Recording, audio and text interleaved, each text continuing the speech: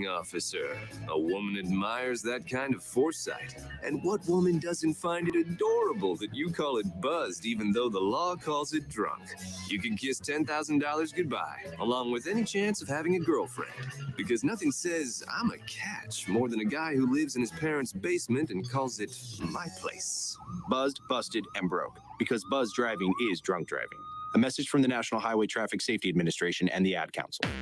Whether you're at home, at work, or in your car, tune in to ESPN 1410 Wing AM or stream us live at wingam.com. We're live. We're local. Why are you going to miss? He struck him out. We're Dayton's ESPN radio station. Now, let's send it to the WING studios for Dayton's only local sports talk show. It's the Justin Kinner Show with Kev Nash, presented by Orion Sports Medicine.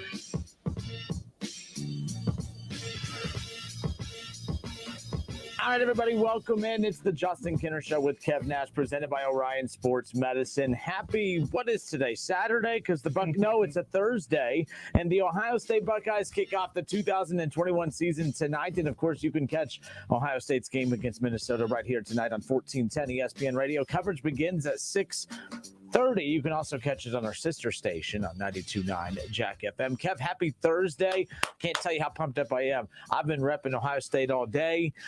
I'm the biggest Buckeye hater out there. Remember that. But I'm telling you, if I'm a hater, I'm a different kind of hater because I wake up excited about the team I hate, apparently. No hate for the Buckeyes. It's all about the excitement. Ohio State kicks off the 2021 season tonight on the road at Minnesota with a debuting quarterback in C.J. Stroud, who it doesn't seem like he's a debuting quarterback. He doesn't seem like a new quarterback because that name, we've been talking about it for an awful long time, but that's where we're at. And very interesting opportunity as far as he's concerned and the Buckeyes are concerned. C.J. Stroud, there's a lot more pressure surrounding him than what people actually think right now, and that's what's going to be interesting about tonight. I can't wait for tonight. 8 o'clock, can't wait for kickoff. We get to see the Buckeyes back in action, not only back in action, but in front of a packed stadium. You know, that's a part of football, a part of sports in general. You know, we talked about it last year where they were playing the NBA playoffs inside the bubble, and people just like, I'm not impressed. I'm not having a good time with it, even though, you know, guys are going off for 40 and 50 points, putting on great performances and everything like that. It just didn't feel like the playoffs. This year's NBA finals felt more like it, and now we're starting to get that college football and NFL with fans back in the stadiums is going to give us a totally different experience watching it on TV. And if you're fortunate enough to be going to some games this year, you'll definitely be put right back to where you want to be in that excitement, that great atmosphere that college football brings. I'm not going to lie. I love that Ohio State's kicking off on a Thursday night. I usually don't. I usually get there's something about on Saturday, college football kicks off on Saturday, and I want to wake up and watch College Game Day while taking in all of college football, all at the same time of prepping to watch the Buckeyes. But today just feels cool. There's something special about today. And you don't only get this day once every couple of years when Ohio State opens up on a Thursday night. I know we're supposed to leave Fridays alone because that's, high school football night, but I kind of like Ohio State kicking off the season on a Thursday. That won't be a regular thing moving forward. It'll happen once every however many years like it's been happening. Mm-hmm. Last time it happened, it was J.K. Dobbins' debut with the Buckeyes when Ohio State beat Indiana just a few years ago.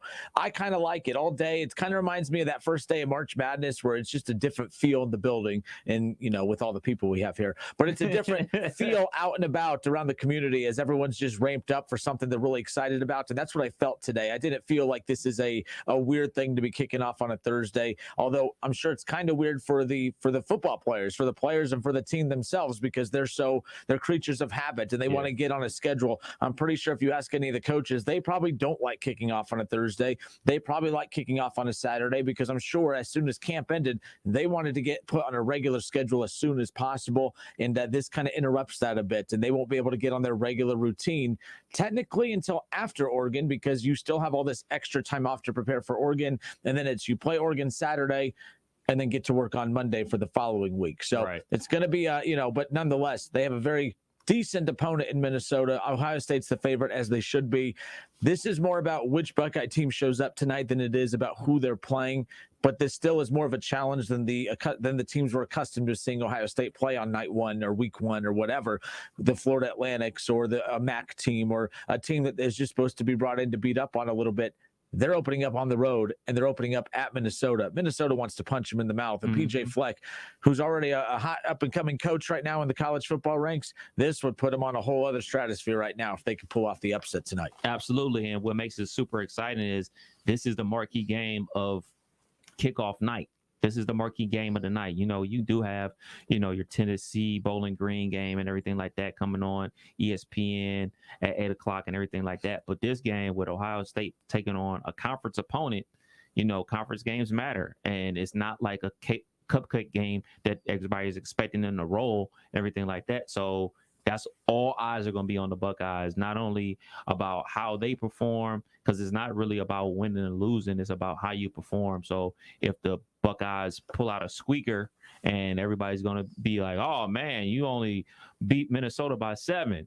That's what the talk is going to be tomorrow, unless Minnesota proves themselves throughout the rest of the regular season to be a worthy opponent and everything like that. So it's a lot riding on tonight, and it's a lot of eyeballs going to be on the TV set tonight. It's going to be a lot of us, Buckeye fans, watching. It's going to be a lot of hate watching going on from SEC country, from ACC country, from Big 12 country, if there's still a such thing, and from Pac-12 country. Everybody's going to be watching to see how we perform, because we are the opening game of the college football season, because it's a real game. It's not a cupcake game. It's the Justin Kinner Show with Kev Nash, presented by Orion Sports Medicine. Ohio State kicks off the 2021 season coming up here later on tonight. 6:30 coverage starts, 8 o'clock to kick off right here on 1410 Wing AM, and of course our sister station 92.9 Jack FM as well. So here's the deal. We're going to step away for a few moments and we're going to set this up. All right. So we're going to do a little fill in the blank, Kev. Ohio State, they will lose tonight if, and we'll also do a fill in the blank, Ohio State will win tonight if. That's the big question. We'll fill in the blank. 518-1410, 518-1410. That wasn't negativity. There's a lot of bad juju, man. No, not bad juju. Ohio State's opening up on the road. They're opening up on a Thursday night. They're opening up at Minnesota, a Big Ten opponent, not your typical Florida Atlantic or MAC team. CJ Stroud's making his debut. There's areas to be concerned about. I'm not trying to stir the pot here. I think that if you don't want to hear it, then you're like some of the listeners, Kev. I see how you roll. Tell me what I want to hear, not what I need to know. I see how you are. Exactly. That's what makes the world go round. All right, Ohio State, Minnesota tonight, 6:30 the coverage, 8 o'clock kickoff. We'll get to that on the other side of this break. We'll fill in the blank. The Buckeyes will win tonight if. The Buckeyes will lose tonight if. Let's have that conversation. 518-1410. We'll be back in just a moment.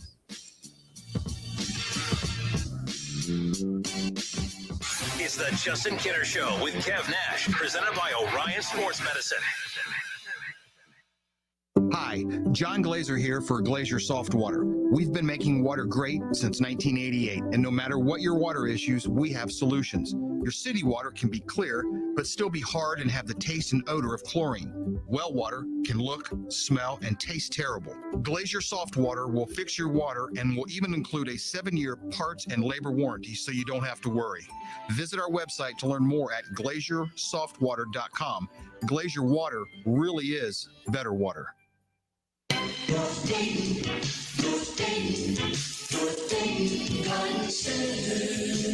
Hi folks, it's me again, and I'm cooking in the sun just like you are. But you know, you can still plant those trees and shrubs right now, and with proper watering, still gain a full summer's growth.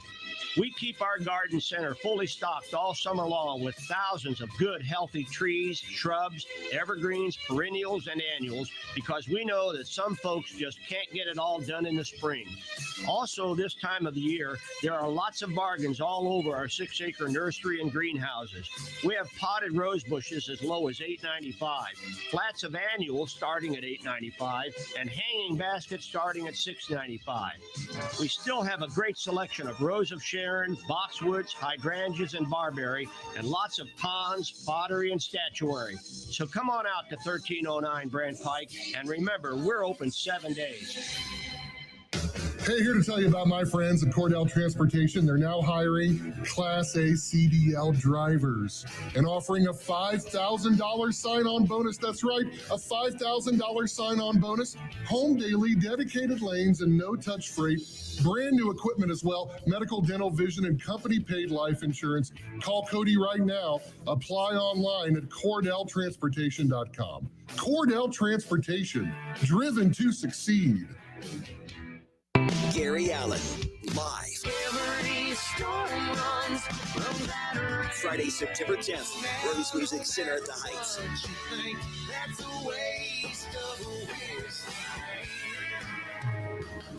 More at GaryAllen.com.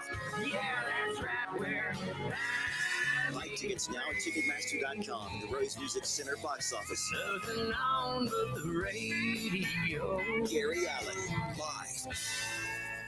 Your home for fun, food, sports, and spirits is also the home for value. Frickers! Frickers' everyday values begin on Monday with boneless frickin' chicken wings. Tuesday offers traditional frickin' chicken wings. On Wednesday, enjoy a steak dinner. And on Thursday, frickin' chicken chunks. Kids eat free every day. And your favorite events are on TVs everywhere. This spring and every day, the home for everyday values is the home for fun, food, sports, and spirits.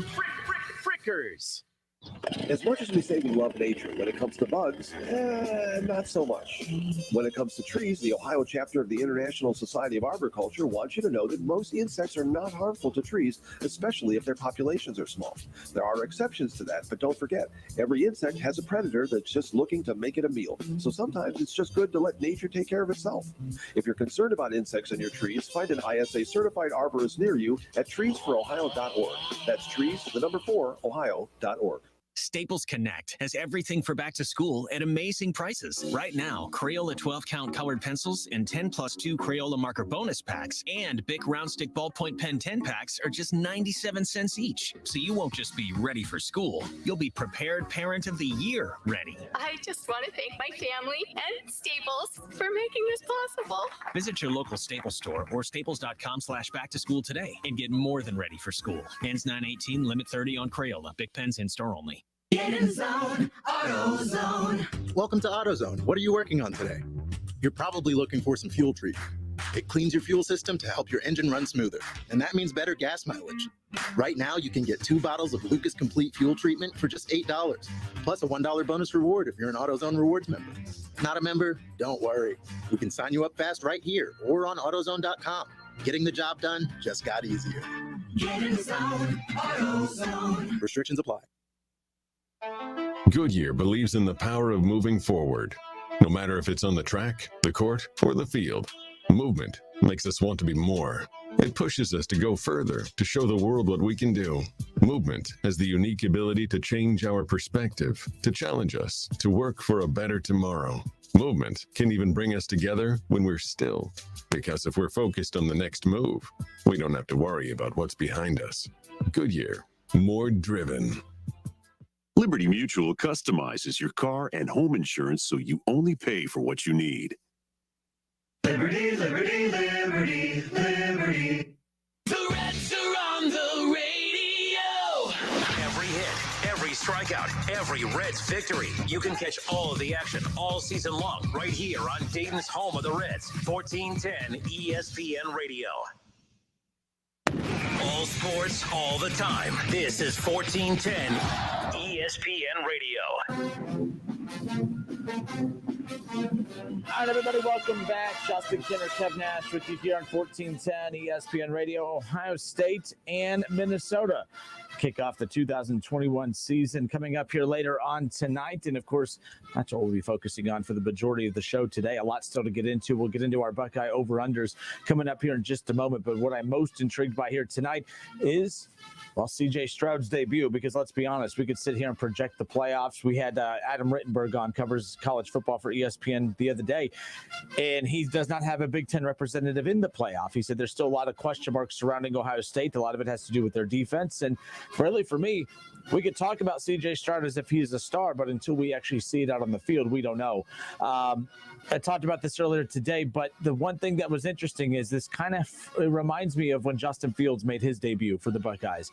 There was so much hype. There was so much talk about how great Justin Fields was going to be, but we had to see it first. We had to see it to believe it? And well, it was 28-0 at the end of the first quarter against Florida Atlantic. So we saw it right away. Like, we could tell there was something special there right away. The difference between C.J. Stroud and obviously Justin Fields at this point is the level of opponent that they're facing in their debuts. I mean, Justin Fields got to dice up Florida Atlantic. C.J. Stroud has Minnesota, which, say whatever you want, that's still a well above average team than what you're accustomed to playing in week one. C.J. Stroud on any other given year, you're playing Miami of Ohio on a Saturday at noon. You have your fans watching, and that's about it. People are interested in your game, but they tune out at the end of the first quarter. There's not as much pressure that week. Tonight, all eyes are going to be on the Ohio State Buckeyes, and I think that creates a very interesting dynamic for C.J. Stroud. I think that his debut is I think it's more pressure-filled than Justin Fields was against Florida Atlantic in the season that Justin Fields got to ease into his role as the starter of the Buckeyes, to where C.J. Stroud, you're on the road on a Thursday night at Minnesota, a Big Ten opponent, against a very well-coached team coached by PJ Fleck. And then, of course, row the boat. And then week 2, you got Oregon, a top 25 showdown between the Buckeyes and Oregon. So C.J. Stroud, what you see is what you get. And unfortunately, there's not going to be a whole lot of margin for error for the debuting quarterback here tonight for Ohio State. What's your takeaway for C.J. Stroud's debut for the Buckeyes tonight? Because what I see is an opportunity that Ohio State could be the talk of the town whenever it's all said and done, or be the talk of the town for all the wrong reasons. C.J. Stroud doesn't look the part. And then now we have a good old-fashioned quarterback controversy on our hands, because I feel like Buckeye fans, although we're pulling for C.J. Stroud to succeed, he's not going to get the luxury of a bad game or two before you start hearing the rumblings of, well, what's that Jack Miller kid like? Oh, yeah, remember that? How about that $1.4 million dude you have on campus and Mr. Quinn Ewers? It's only a matter of time before that conversation starts, and it only starts if C.J. Stroud lets it start. Do you anticipate that? I don't anticipate that. I anticipate C.J. Stroud having a good game tonight, not only because he's going to be a good quarterback for us, but I believe in Coach Day. I believe that he schemes up enough offense for the offensive weapons. Like, look, we got to think about it like this, or this is how I think about it. Chris Olave was going to be a top 3 round pick in the NFL draft, wide receiver at Ohio State. He came back for a reason. And, people are going to say the reason why he came back is because he wants to win a national championship. That is also one of the reasons, but he wants to make his NFL draft prospects much better. He wouldn't be coming back if he thought the quarterback position was an issue at Ohio State. That would compromise his opportunity. Yes. Yep. So I believe that he's going to be schemed wide open because Ryan Day is that good. And I believe the Buckeyes are going to score a lot of points. The only question about the Buckeyes in my mind is the defense. And you know where I'm going. The linebackers. That is the only question. But I like the words you said earlier. Opportunity. This is an opportunity for C.J. Stroud to shut up any doubters that he has, to shut up any people that want to see Quinn Ewers. This is an opportunity for him to take the reins of the team. And like you said, this is not an easing into a situation. This is a conference opponent, first game of the season on the road. It really don't get much tougher than this, because, we could talk about Alabama and them playing Miami, but it's a neutral site game. We could talk about, all right, it's a big game with Clemson and Georgia. That's the biggest game of the week. But this is right up there, especially for C.J. Stroud, because he's never played in a road game. You look at Clemson with DJ Uyunglele. Yeah. He had a cup of tea last year. In fact, he played in Clemson's biggest regular season game in their loss to Notre Dame, which, by the way, he threw for well over 300 yards and a few touchdowns. So they didn't lose because of no Trevor Lawrence. They lost because the defense couldn't stop Notre Dame for whatever reason at that point in time. But yeah, this is C.J. Stroud faces the most pressure of any quarterback heading into week one. And that includes, I know Bryce Young for Alabama, very tough opening opponent as well. But again, it's a neutral site game. The reason I have C.J. Stroud facing the most pressure of any quarterback heading into week one is because of the elements. You're on the road against a Big Ten opponent. It's your first time stepping foot out on the football field as the starter for the Buckeyes. And you got Oregon week 2. So if you stub your toe tonight, you don't get a whole lot of rest before then. I mean, you get a couple more days of rest because you're playing on a Thursday, but you don't get to settle into an easier opponent. You have to face 2 tough opponents right off the bat. I love that there's intrigue in the first game of the season. You know, we talk about it all the time. How many times you tune into a Buckeye game and you're done by the first quarter because it's like, well, like Justin Fields' debut, it was 28-0 at the end of the first quarter. Yeah, definitely. I'm here for it, man. I can't wait for tonight's kickoff. It's definitely going to be a game of interest. Like you said before, everybody's going to be watching this game. The Buckeye haters are going to be watching this. The Buckeye lovers are going to be watching this. They're going to see how our new quarterback looks, how our defense looks. Do we look any better on defense? Like, that's what I'm going to be looking at. I'm going to be looking at the secondary, defensive line. Are we getting pressure? Linebackers, are we making the right adjustments? Are we tackling ball carriers and things of that nature? So I'm locked in. All right, 518-1410, 518-1410. We're filling in the blank, Kev. We're going to start on the positive. Ohio State will win tonight. They are going to win tonight if fill in the blank. And don't say scoring more points than the other opponent, by the way. That will be a Kenner. Because that's mine. The Buckeyes will win tonight if they don't turn the ball over. If they don't turn the ball over, they'll win tonight. Plain and simple.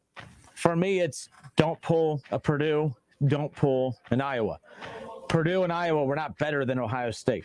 To this day, I still don't believe that those two teams that beat Ohio. If Purdue and Ohio State play 10 more times after that, Ohio State's winning by 20 plus, 30 plus points every single time. Same thing with Iowa. And again, that was a good Purdue team, a good Iowa team. But you're the Ohio State University. You're not on that level. The only way Ohio State loses is if they beat themselves. So the Buckeyes will win tonight if they just show up as if it's another day at the office. It's just another day at the office. And although it's not another day at the office because you have a debuting quarterback in C.J. Stroud, as long as they just remember who the heck they are and remember that Minnesota, all the hype around them, and that it's going to be a tough environment, at the end of the day, they are still the Ohio State University. They'll win tonight as long as they stick to who they are.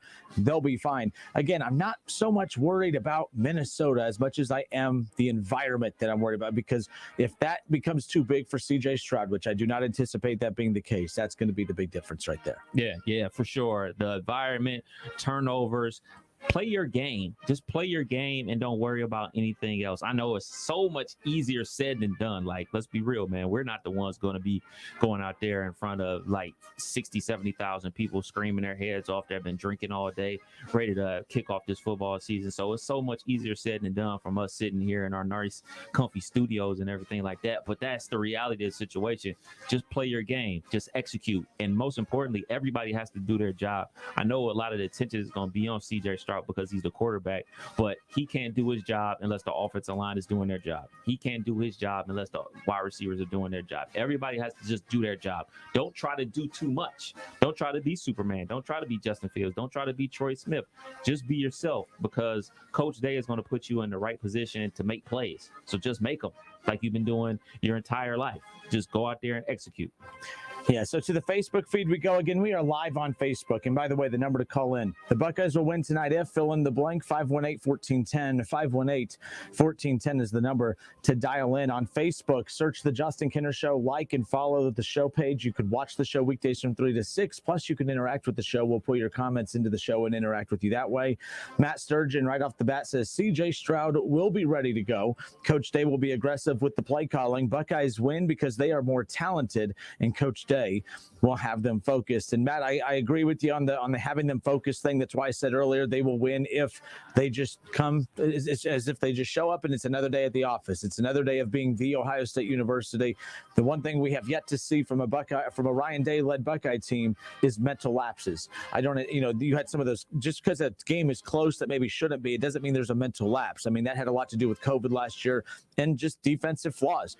That Michael Penix game last year, that wasn't because Ohio State wasn't ready to go against Indiana. That's because they had true defensive flaws and deficiencies, and Indiana made them pay. Northwestern did the same thing late in the season. We know how good Ohio State is when they play their game. We have yet to see a game under Ryan Day where Ohio State comes out not prepared to play. We saw a couple of those situations during the Urban Meyer era, especially in those nights against Iowa and Purdue. Robert Miller, a Bama fan, says it's going to be he's coming in and he's throwing throwing shade. Robert Miller, the Bama fan, says it's going to be a shame when this game comes down to whoever has the ball last. The quarterback they are starting has never thrown a competitive pass. He's a Bama fan, and they're in a very similar situation, and he's throwing shade at the Buckeyes. It is what it is. Like I just said before, all eyes are going to be on this game. There's going to be people hate watching this game. There's going to be fans watching this game. So everybody's going to be watching. And let's keep it real, man. The defense wasn't good last year. Let's just call it for what it was. The defense was not good last year. And that's my biggest bugaboo about this team is the defense going to be fixed. Are the linebackers going to make plays? Are they going to be able to put people on the ground by meaning tackle them, not letting people just get out of arm tackles and everything like that?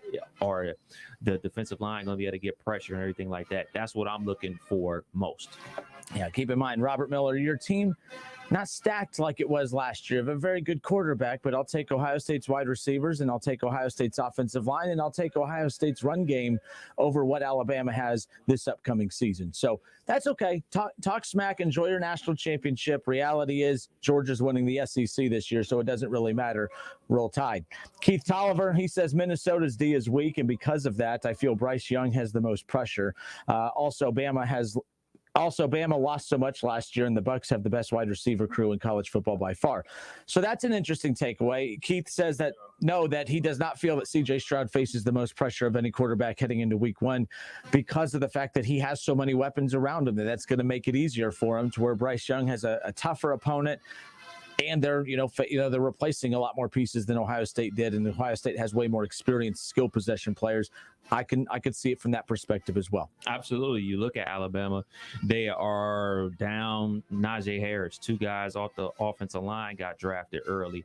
Obviously, the two wide receivers went in the first round. Their quarterback is now starting for the New England Patriots. So they lost a ton off the offensive line and playmakers as well. Now, we're not going to sit here and act like, oh, man, Alabama's just doesn't have any talent on there. Yeah, they got talent for sure. They're Alabama for sure. They've been recruiting just as well as Ohio State, Clemson, and Georgia, and Oklahoma and everything like that. There's no doubt about the amount of talent that's there. It's a question of, is the talent going to gel for the first game? Or are they going to gel throughout the season? And I mean, obviously, you put a lot of trust into what Nick Saban does as a coach because the players change, the assistant coaches change, but Nick Saban is the consistent.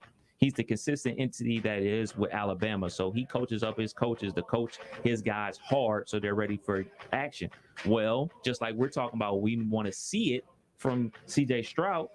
We want to see it from Alabama, and I think that's fair to say. I think we shouldn't just take it for granted that these players are just going to go out there and ball just because they put on the crimson or they put on the Buckeye helmet. Like, okay, you did it in high school, you did it to impress the recruiting services to get your stars, but coming to these universities that expect championships, that expect big victories, that's a totally different thing. So having expectations and expecting them to succeed, those are two different things. So you do have to go out there and show and prove, because if you don't, best believe there's another dude right behind you that was the main guy in his high school, has just as many stars next to his name as you do, waiting to take your spot. Yeah, keep in mind too, the history of your program, not just from a championship experience, but from the quarterback position alone. I mean, the three most storied programs the last 10 years, quarterback-wise, has been Ohio State, has been Clemson, and has been Alabama.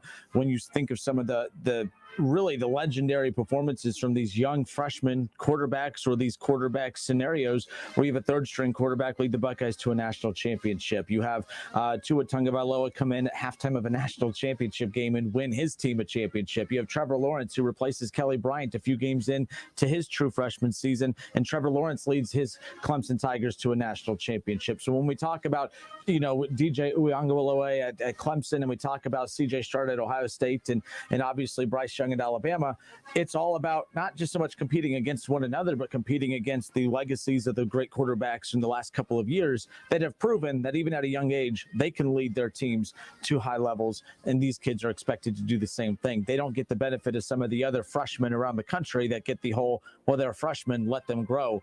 These kids are expected to be as close to finished products as possible because they're at the Ohio State University, they're at Alabama, they're at Clemson, and so on and so on. Brian Hetzel on Facebook, Kev, says the Bucs win if they pound the rock. The Bucs lose if the DBs get torched, and really that just means Ohio State's defense has to show up. And I don't know how how much pressure Minnesota's passing game that they will put on Ohio State's defensive backs, but it's really going to come down to stopping the run and just really those short yardage situations, just those even short passing situations. I don't even think it's about the DBs tonight. I think the DBs will be a concern next week as far as wondering what Ohio State has at that point. I think it's going to be, containing short field tonight for Ohio State. We'll learn about their linebackers and their defensive line up front.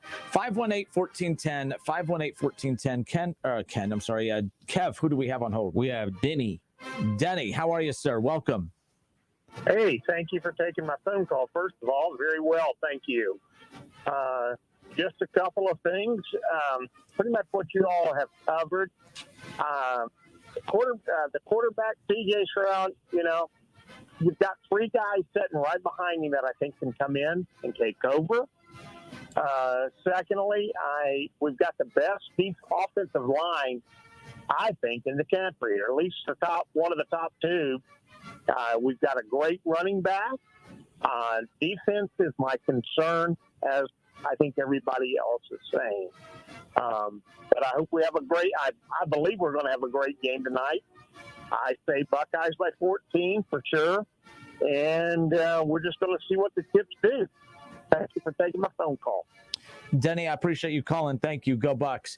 And again, right now we've covered a ton as far as preparing for this game tonight, but the scenario hasn't changed since we saw the schedule come out. The scenario hasn't changed since we knew Justin Fields was going to the NFL and that Ohio State would be starting a new quarterback one way or the other. No matter who was starting for Ohio State this year, it was going to be a debut of some sorts, unless they hit the transfer market, which they had too much talent to do. That wasn't going to make any sense to begin with. One thing you and I talked about earlier, Kev, was the run game. Mm-hmm. And we'll get to that coming up on the over-unders here on the other side of this conversation. But it's the Justin Kinner Show with Kev Nash, presented by Orion Sports Medicine. We'll keep those phone lines open to you. We want to hear from you Buckeye fans, even you Buckeye haters. Are we being too confident about this Buckeye team? Is this Buckeye team overrated? Is this Buckeye team underrated? Where are we at with this Ohio State team right now? Because sometimes fans need to be put in their place a little bit. Sometimes we're looking at it through blinders, and I'm curious, the non-Buckeye fans, the thoughts on this Buckeye team and what you see as a flaw. Because when we look at Alabama's weaknesses and Clemson's weaknesses, and those fan bases think we're nuts. But they're doing the same thing to our team, and we think that they're nuts. And the problem is everyone does not like to be told that their baby is ugly. Everyone thinks their baby is cute. So if you don't like the Buckeyes, why is the Buckeyes baby ugly? That's what we want to know. 518-1410. What up? I wanted to touch on something about the DBs. I know a lot of people look at the DBs and how they performed last year. I'm not sure they're going to be challenged this game. Kind of like you said, I'm not sure they're going to be challenged this game because Rashad Bateman, he's in the NFL. Tyler Johnson just was catching touchdown passes from Tom Brady last season. He's in the NFL. So if you go back to 2019, if this was the 2019 Minnesota Gophers taking on this year's Buckeyes, I would be biting my nails. I would be worried. I would say, okay, based off of everything that I saw from the Ohio State defense last year, and based off of how Tyler Johnson and Rashad Bateman and their quarterback Tanner played in 19, I will be worried because they had a great passing game. Though Bateman went in the first round, Tyler Johnson went in the third round. He's like the fourth receiver for the Tampa Bay Buccaneers this year. So that's where I would be worried. But they don't have those guys. Those guys are in the NFL now. And it's kind of like how Keith Byers always says, there's certain teams in the Big Ten that, every 3 to 4 years, they pop up, had a good season, then they go back down and they pop back up. So was that their pop-up season where they had a lot of NFL talent on it back in 19 with Bateman and Johnson and everything like that? Or so from that logic, this would be the makings of a new team. So this team should be good, 2-3 years from now. That's my thought process. I'm not going to sit here and act like I know a lot about Minnesota football, but I know from that 19 squad, I will be more worried. But that 19 squad ain't here. Those dudes are all in the NFL, including Antonio Winfield Jr. He's in the NFL, so he's not stalking that secondary, looking to lay out people, looking to take back interceptions to the house. So if there's any Minnesota fans in Dayton, Ohio, please call in and educate us. Do it.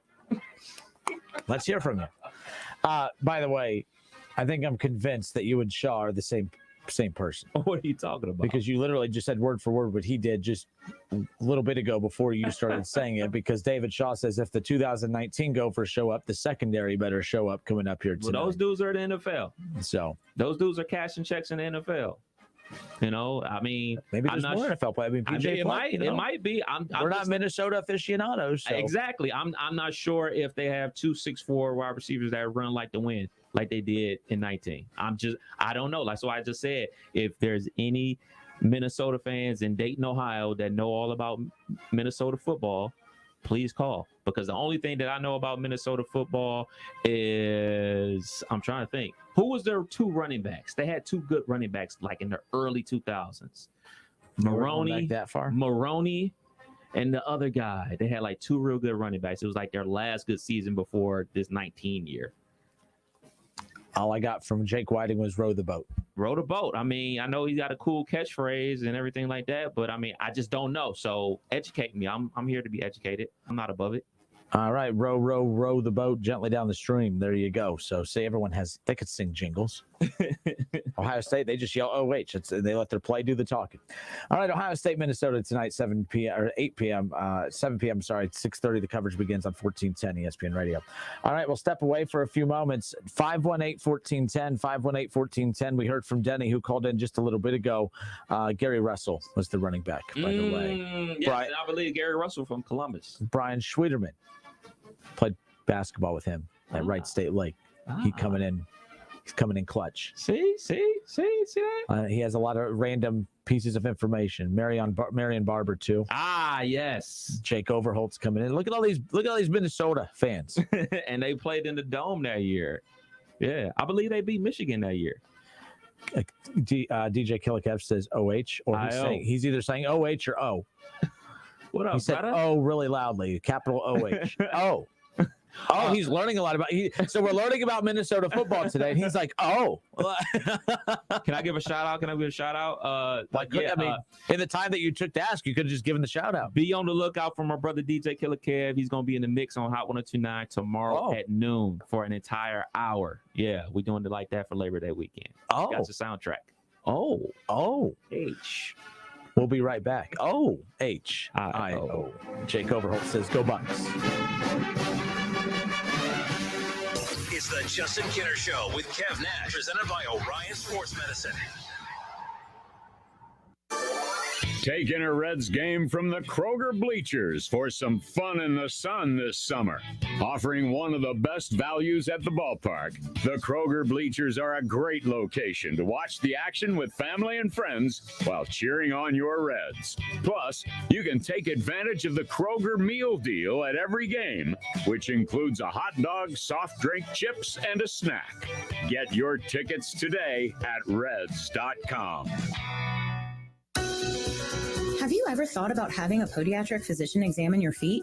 Doctors of Podiatric Medicine set broken bones, perform wound care, and remove bunions. Common health issues that they treat include ingrown or fungal nails, corns, warts, and skin problems like athlete's foot. Foot exams are easy and can prevent many problems. If you can't walk, work, or enjoy sports activities without pain, what are you waiting for? To find a podiatric physician who is a member of the Ohio Foot and Ankle Medical Association, visit associationsadvanceohio.com.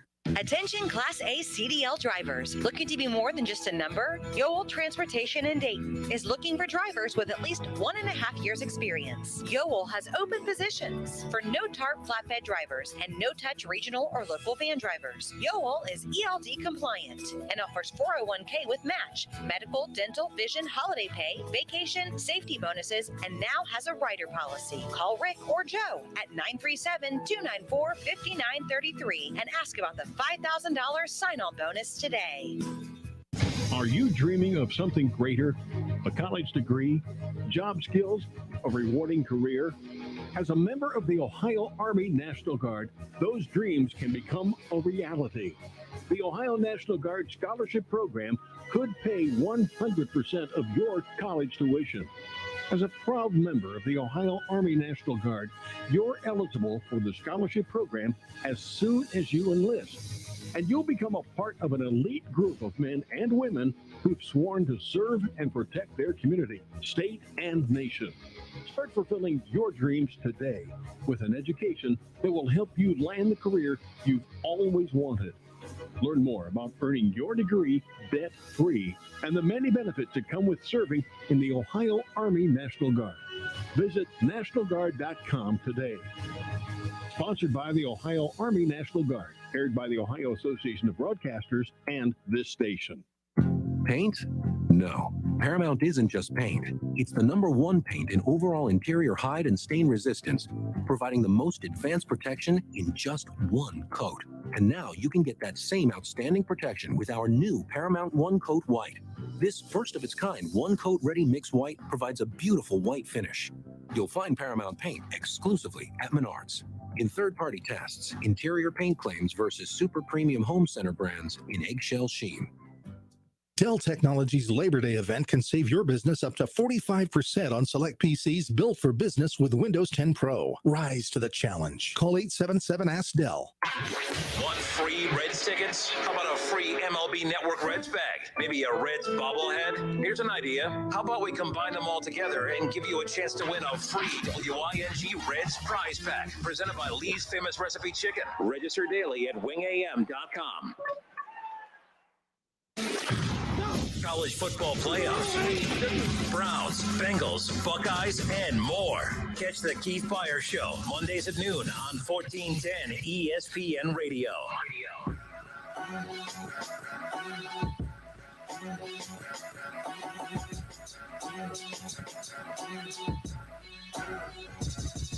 The Sunday morning tailgate show is back, and we'll be live at Frickers on 741 by the Dayton Mall coming up this Sunday, 11 a.m. to 12:30. College Football Hall of Famer Keith Byers and myself will be recapping what is hopefully an Ohio State win tonight. No, forget that. We're going to reset that. We'll be recapping a blowout win that the Buckeyes will have over Minnesota coming up later on tonight, and we'll be looking ahead to week 1 of the NFL season. That's right, a week from this Sunday.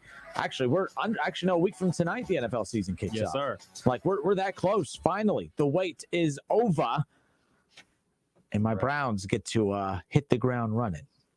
Then I get to talk a whole lot of smack. And I get to upset a whole lot of people. And I'm going to have a whole lot of fun doing it. So welcome back. It's the Justin Kinner Show with Kev Nash, presented by Orion Sports Medicine. But this Sunday at 11 a.m., Frickers, 741 by the Dayton Mall. Keith Byers and myself. It's the Sunday morning tailgate show every Sunday, starting this Sunday all the way through Super Bowl Sunday. Keith and I will be hanging out at Frickers on 741 by the Dayton Mall. I have to tag in my tag partner to fill in for me one of these Sunday mornings coming up, because I'm going to be in good old Pensacola. So I got you. That's coming up here, because I'm an idiot and choose to go on vacation week 1 of the NFL season. Doesn't make a whole lot of sense. It's probably because the Browns will lose. And I'm already, like I tell you, because the Browns are most likely going to lose to the Chiefs. And then everyone's going to say, oh, shocker, the Browns lose and Kinner is nowhere to be found on the air. But don't worry, I'll be back whenever they're 1-1 the next week. And then I'll talk plenty of smack as far as that goes. Not convenient. That's no kidding. 518-1410, 518-1410. Ohio State, Minnesota kick off the 2021 college football season tonight. And we really, we punched a lot. We packed a lot of information in that first hour. We're still technically we're still 10 minutes left in this first hour. But we touched on a lot of different elements looking at tonight's game. Again, CJ Stroud making his debut. The one thing we didn't talk about as far as pressure facing CJ Stroud is that Quinn Ewers thing. Because CJ Stroud, you know how good he has to play, Kev? Like, it's not just about winning games.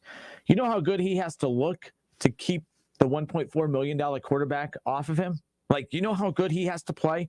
Like, it's very much similar to the Kelly Bryant, Trevor Lawrence run. And I don't know, do you see what I mean? Like, Kelly Bryant did nothing wrong. Kelly Bryant led his team to a college football playoff. He led them to an undefeated start to that 2018 season. And it still led to Trevor Lawrence replacing him, because Kelly Bryant was good, but he wasn't Trevor Lawrence good. So that's why I think there's a lot of pressure on CJ Stroud, because Bryce Young and the others, they know they're the guys, and they're going to be the guys for the year. Stroud's the guy for the year, but it might just be for the year, because Quinn Ewers is coming in hot. So CJ Stroud's not just he's not just playing to live up to Justin Fields and some of the great former Buckeye quarterbacks. He's not just trying to play well enough to get the Buckeyes wins. He has to play well enough to where you forget about the quarterback that's making $1.4 million, that wherever he falls on the depth chart, that he's QB1 next season unless you do something that is off the charts. And that's why maybe not so tonight, but tonight's the start to him building that resume. That's something, too, to keep an eye on the year. C.J. Stroud, it's not just about going undefeated and winning. It's about looking the part. It's about really forcing Ryan Day and that coaching staff to say, it's his job to make Ryan Day go tell Quinn Ewers, yeah, you're going to have to be patient for one more year. And that's going to be tough. Yeah, and I mean, a lot of that goes on Coach Day as well with the play calling and calling plays that make his talent shine. You know, you don't go back there and say, like, all right, man, I want you to turn into Peyton Manning and be up there at the line of scrimmage. Omaha. Calling the plays and running a no-huddle offense. You go out there and you call the plays that suit C.J. Stroud so he can succeed. And now when he succeeds, the whole team succeeds. Well, at least offensively, he succeeds. So, like, I know it's a lot of pressure on him because he's going to be the guy taking the snaps and executing the plays, but you go out there and execute what you're told to do.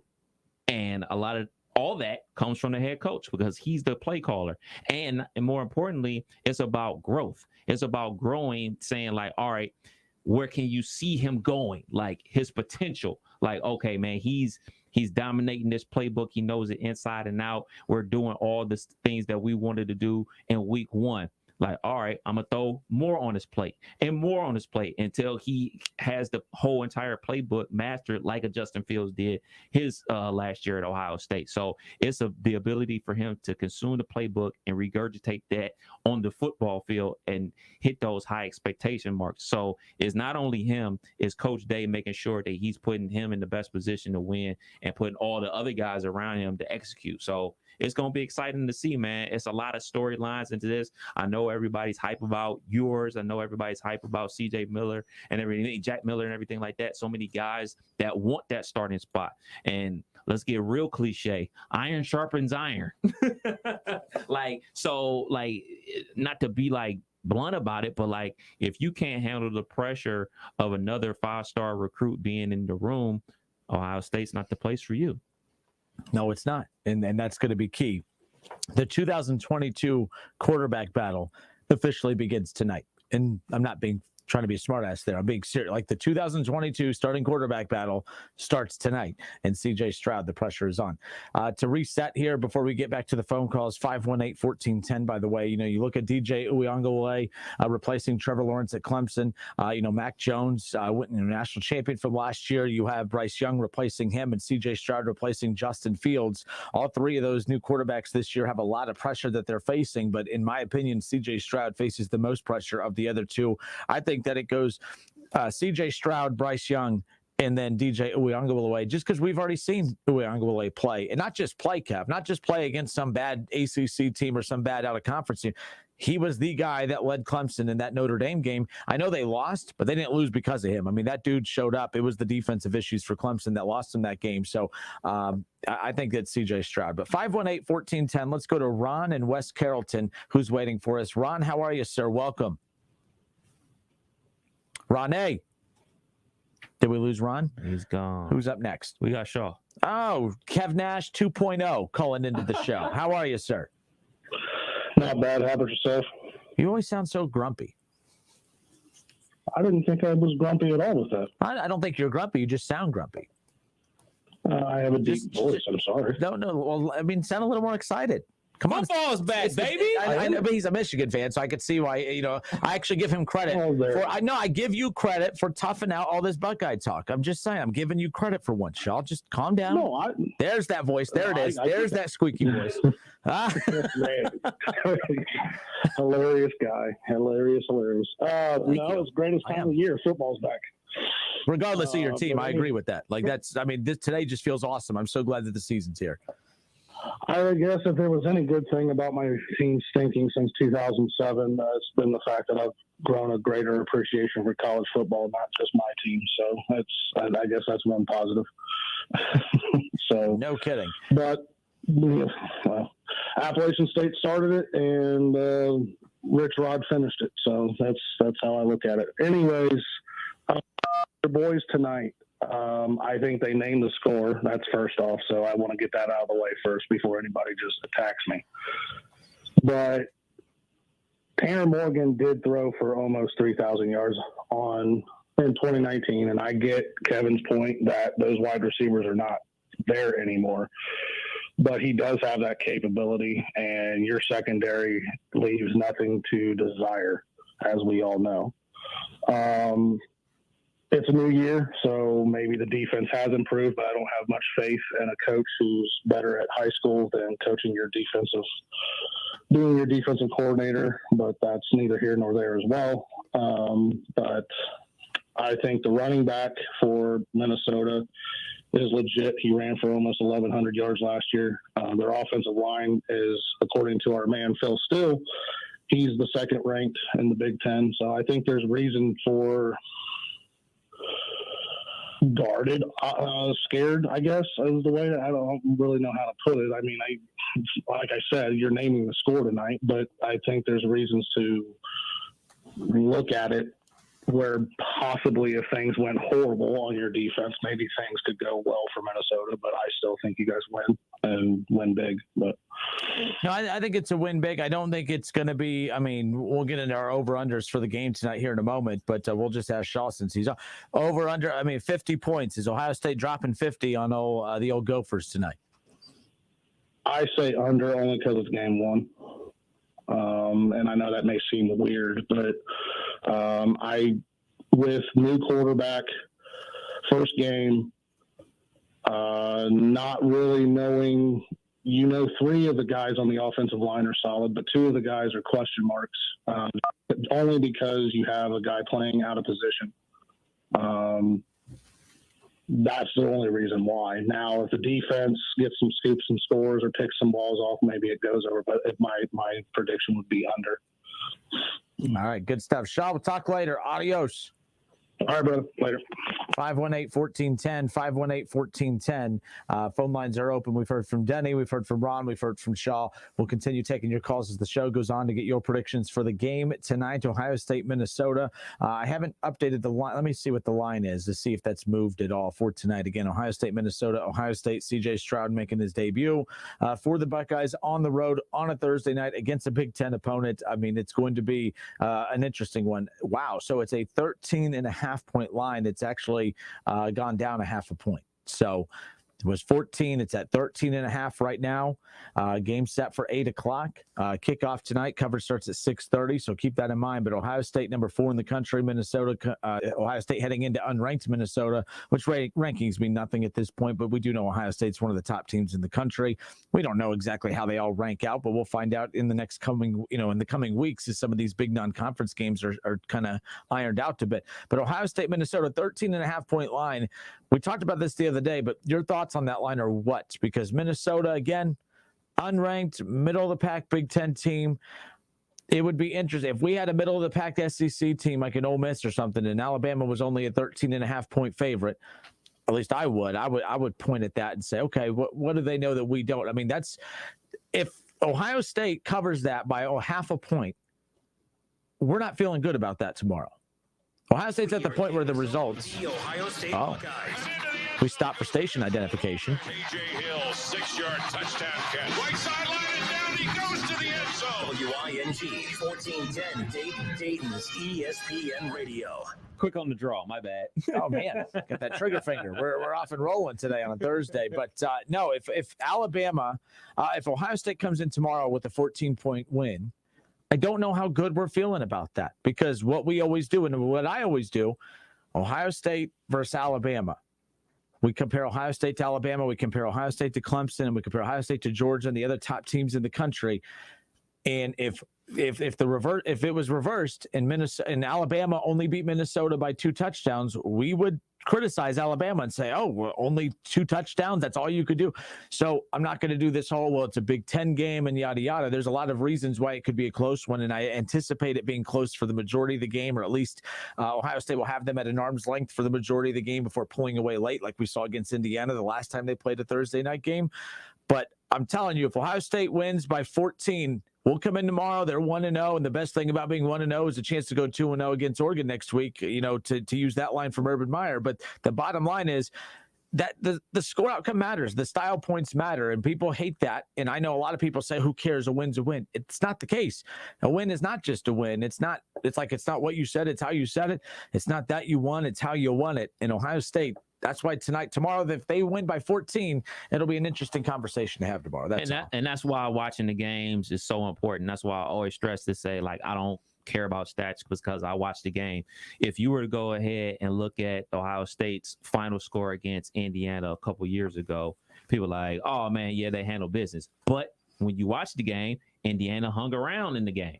If you go ahead and watch the game that they played against Rutgers a couple years ago, you look at the final score and say, like, man, Rutgers hung around. But if you watch the game, you knew Ohio State blew them out, and they pulled the starters at the beginning of the third quarter, and they had walk-ons in the fourth quarter, and Rutgers was pulling out trick plays out the wazoo. So, like, that's why I feel like people need to watch the games as opposed to looking at box scores. Because if they just simply look at box scores could tell you a million different things. Like, if Ohio State is up 31-7 going into the fourth quarter, and then, Minnesota scores some touchdowns and garbage time, and Ohio State only scores one touchdown in the fourth quarter, that would tell you something. But people don't do that. People just see the bottom ticker and see, like, oh, they only won by 14. Well, that's why I stress watching the games. Watch the games. Don't just go off of box scores. David Shaw says, it's week 1. People don't want to hear that, but it's week 1 with no preseason. I mean, tune in next week for another edition of David Shaw Points Out the Obvious. I mean, yes, we know it's week 1 and no preseason, but that's been the whole history of college football, and the expectation is to come in and hit the ground running. People aren't forgiving. Expectations of Ohio State are high, and they're a victim of their own success sometimes when it comes to how we perceive outcomes of games. And another comment coming in, Keith Tolliver says, Justin needs to contact WWE because he's definitely hyping up a mediocre game. Brother, yeah, what you talk about, brother? I don't know what that even means. I mean, what does WWE have to do with that? I don't think I'm not hyping up a mediocre game. I'm talking about, look, and if you've noticed, I'm not really hyping up a mediocre game. I'm hyping up the scenario within the game. I'm not worried about Minnesota per se. I'm more worried about CJ Stroud, because the team goes as he goes. The bottom line is if he comes out just like Justin Fields when he made his debut 2 years ago, it was 28-0 over Florida Atlantic at the end of the first quarter. I mean, it was just, the game was over before it started. And Justin Fields left no doubt in anyone's mind that he was the guy for the Buckeyes that year and across college football. I don't think it's fair to put that expectation on CJ Stroud, considering Minnesota is a better team than Florida Atlantic, and especially since Justin Fields opened up. He debuted for the Buckeyes at noon at the Shoe in week 1, to where CJ Stroud's Thursday night on the road at Minnesota, a Big Ten team, all lights and pressure and eyes are going to be on him. So, yes, that is different. But when I didn't make up this line is 13.5.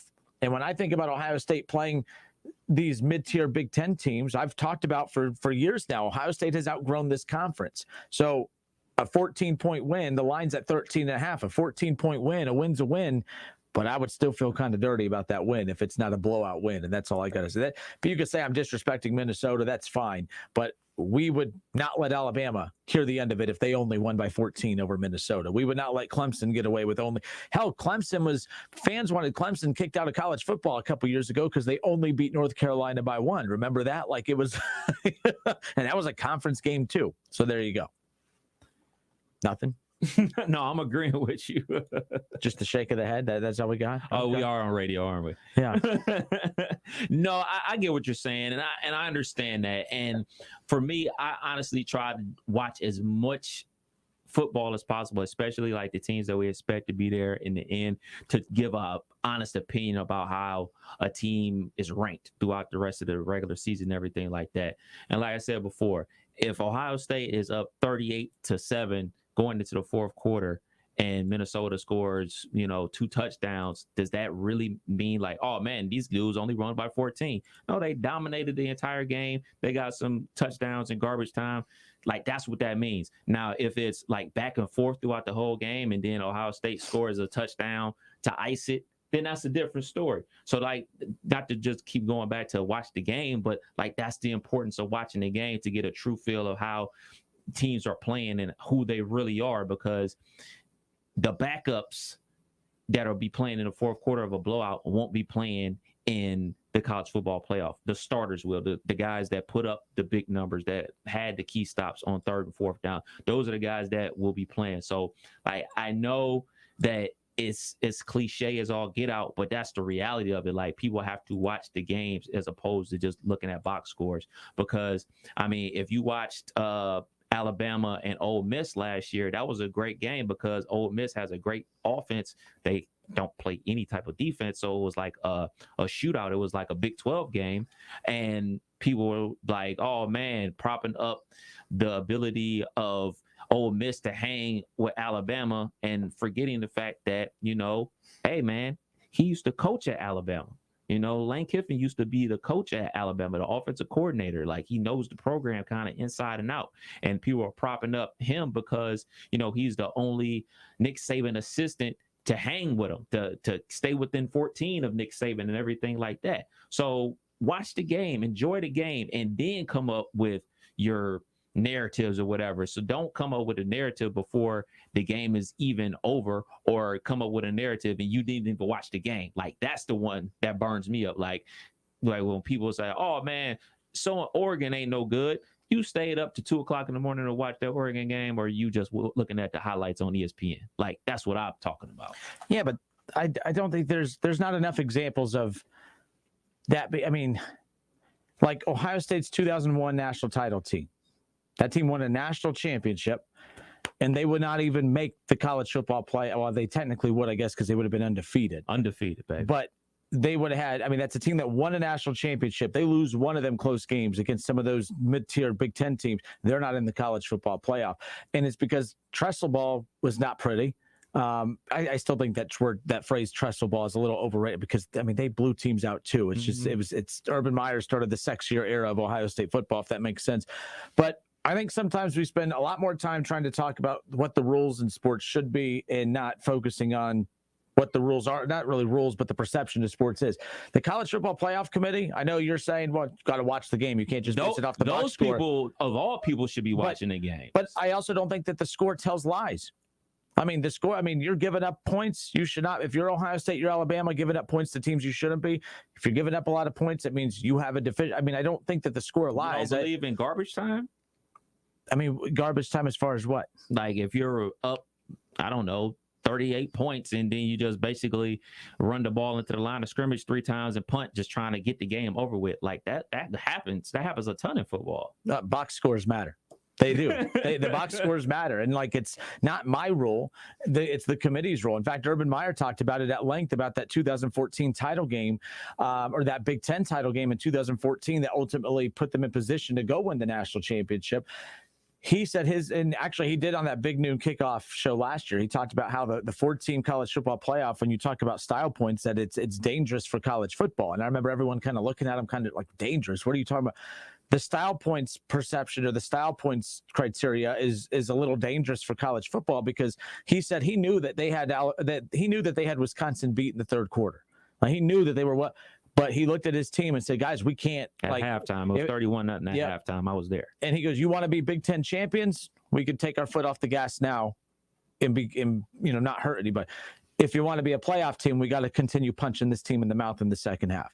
And he talked about how that's not safe for anybody. That's not safe for even the smaller teams that they play in the non-conference when they're playing a MAC team and they got to put 70 up on a Bowling Green just to make sure that the committee knows, oh yeah, we're for real. Oh yeah, we're for real. Because whether we like it or not, beating a Bowling Green 28-3, they didn't play good based on that score. Based on that score, 28-3 over Bowling Green is not a good score for Ohio State. It's not terrible. You still won by 3 possessions, but there's a reason that teams like Ohio State have to put 70 points up on teams like Bowling Green and Miami of Ohio and others, because they have to let everybody know, hey, we didn't just blow them out, but we're not even close to being on the same planet as this D1 football program. And Urban Meyer talked at length about how that's a dangerous bar to set for these teams like Alabama and Ohio State. So I'm agree with everything you're saying, that yes, you could watch a game and know that, okay, that game, the score ended up being what it was because of it, but the style points matter. And the style point, you don't take your foot off the gas at the beginning, in the middle of the third quarter. You keep on going, you keep on punching, and that's the unfortunate part about it. All right. Shaw says, of course he says this, I think that team would have gotten in with the 31-0 win over Wisconsin. I do not. They had to put 50 up. Urban Meyer even said on that pregame show last year, we had to put 50 up. He said, we didn't put 50 up. We weren't in the playoff that year, and they don't go on to win a national championship. They had to put 50 up to show that they beat a Big Ten opponent in the Big Ten title game, and they had to show that there was a gap between them and that undefeated Wisconsin team. Technically, that 31-0 lead, if that would have held Kev, that should have done it. But even Urban Meyer knew that the committee, that they weren't going to look at that 31-0 loss and say, or win and say, oh, that was enough. They had to see that 50 burger. The 50 line, that 50 number is an important number. You have to try to get to 50 as much as you can throughout the year just to show the offensive, the team dominance over your opponents. People don't like it, but that's just the reality of it. And that's just, I mean, a coach could sit there and complain and say it shouldn't be that way and then continue playing their way and then not get rewarded for it. Or you got to play based on what the committee's looking for. And that's never, at least as of now. Is that what the committee's looking for? Or is that what fans are looking for? Committee, style points. I mean, fans want it too. I think it's more the fans want it than the committee. Well, how? The committee wants to, I mean, the committee holds that against I think the committee is influenced from what fans are chirping about. The committee needs to be told that teams need to blow out bad teams? Yeah. I think the committee is definitely influenced from what fans are saying. If that's the case, then there'd be more teams in the playoff by now.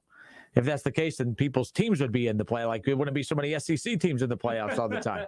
I truly believe they're swayed from fan perception and what fans want and what fans think. I mean, you know, that's why the human element is such a big part of college football. Like, you have that human element, and you have people's own thought process about how things should be or how things should go and everything like that. And in the NFL, there's none of that. The only thing that matters at the end of the day is your record, and your record is your record, and you get into the playoffs and you let it roll. But in college football, it's the perception and how people view it to be done, or how you think we should be playing versus this team. Like, we can take a look at the New York Giants when they won the Super Bowl versus the undefeated New England Patriots. People can scream to the mountaintops that New England was better than them, and no, but on that day and that time, the Giants won the game, so they're the Super Bowl champs, and everybody accepts it. But if that happens to a team, Ohio State, knock on wood, we're not going to use Ohio State because we don't want any bad juju. If Alabama was to lose to Ole Miss, then the world stops spinning. Like, what happened? What happened to them? Like, in college football, unfortunately, you're not allowed to have a bad day. But in the NFL, you can have 7 bad days and still be the Super Bowl champs. It's just the difference of the sports. Oh, parity in the NFL's way. I mean, there is no parity in college football. That's the thing. If you're Penn State, a win's a win for Penn State, I believe, but not for the upper tier teams like Ohio State, Clemson, Alabama. And I mean, regardless, that's just the end game as far as the committee's concerned. I mean, the style points matter. Like, they want to be convinced. They want to be convinced that, okay, you're not just, you know, the better team that day, that you're overall just a better team. But those style points matter too, because keep in mind, it also works the other way. Ohio State still makes the playoff if they lose to Purdue a few years ago, if they lose by a field goal, because you'll get forgiven for having an off day. Okay, they didn't have their best stuff that day and they lost by a field goal to Purdue. But when you show the committee that, oh, wow, Purdue was 30 points better than you that night, nope, you gone. Iowa, the same thing. It wasn't like you went to a tough environment at Iowa and lost by a field goal late. It was, oh no, you were 29 points worse than Iowa. No, you're out. Buckeye fans still can't wrap their head around that. I don't know what's so hard about understanding that. You can't be a playoff team and get blown out by 30 points. It's never happened. It never will. Maybe with 12 teams, that's most likely going to be the case. That's the only problem I have. All right, it's the Justin Kinner Show with Kev Nash, presented by Orion Sports Medicine. Back to the Facebook feed we go. Keith Tolliver says, if you're blowing out your opponent in a conference title game, does it help, or does it show that your conference is weak? Well, just, I mean, when you're blowing out but Wisconsin, you were blowing out an undefeated Wisconsin team. It's not like you were, but that's what also hurt Ohio State a few years ago when they beat Northwestern in the Big Ten title game, not last year. Well, last year too. Wisconsin was 10-2. 10-2 that year? Yes. What were they ranked? 13. They were that year? In 14 when they won the title. Mm-hmm. Ohio State was ranked 5th. Wisconsin was 13. Well, then that's why I lied, by the way. 31-0 over an undefeated team would have got them in. 31-0 over a 2-loss team. Then they're doing that whole, well, you only won by 30 against a 2-loss Wisconsin team. Like, it's not fair, but that's just the reality of it. I don't know why I thought they were undefeated. Luckily, Kev Nash is here doing his homework, bringing the facts to the show. Thank God someone is. All right. It's the Justin Kinner Show with Kev Nash. Ohio State tonight kicks off the 2021 season. We'll do a little Buckeye over-under on the other side. Plus, we'll have some of our conversation with ESPN's Adam Rittenberg regarding this Ohio State-Minnesota game coming up later on tonight. We do have a little Reds baseball conversation up around the corner. Are they still playing? They're still playing. They've dropped 3 of their last 4. Manager of the year has them playing their best baseball at the most crucial time of the season, by the way. All right, we'll be back in just a moment. Over under Buckeye edition next. It's the Justin Kinner Show with Kev Nash by Orion Sports Medicine. ESPN 1410 Wing AM weather.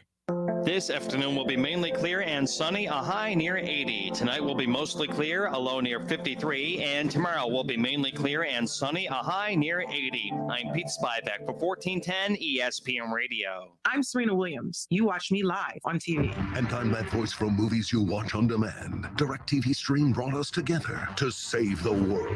Maybe not save the world, but DirecTV Stream does bring your live and on-demand favorites together. Your favorites together. I just said that. She just said that. Introducing DirecTV Stream, the best of live TV and on demand with no annual contract. Get your TV together at directv.com. Requires high-speed internet and compatible device. Content varies by package and location. Restrictions apply.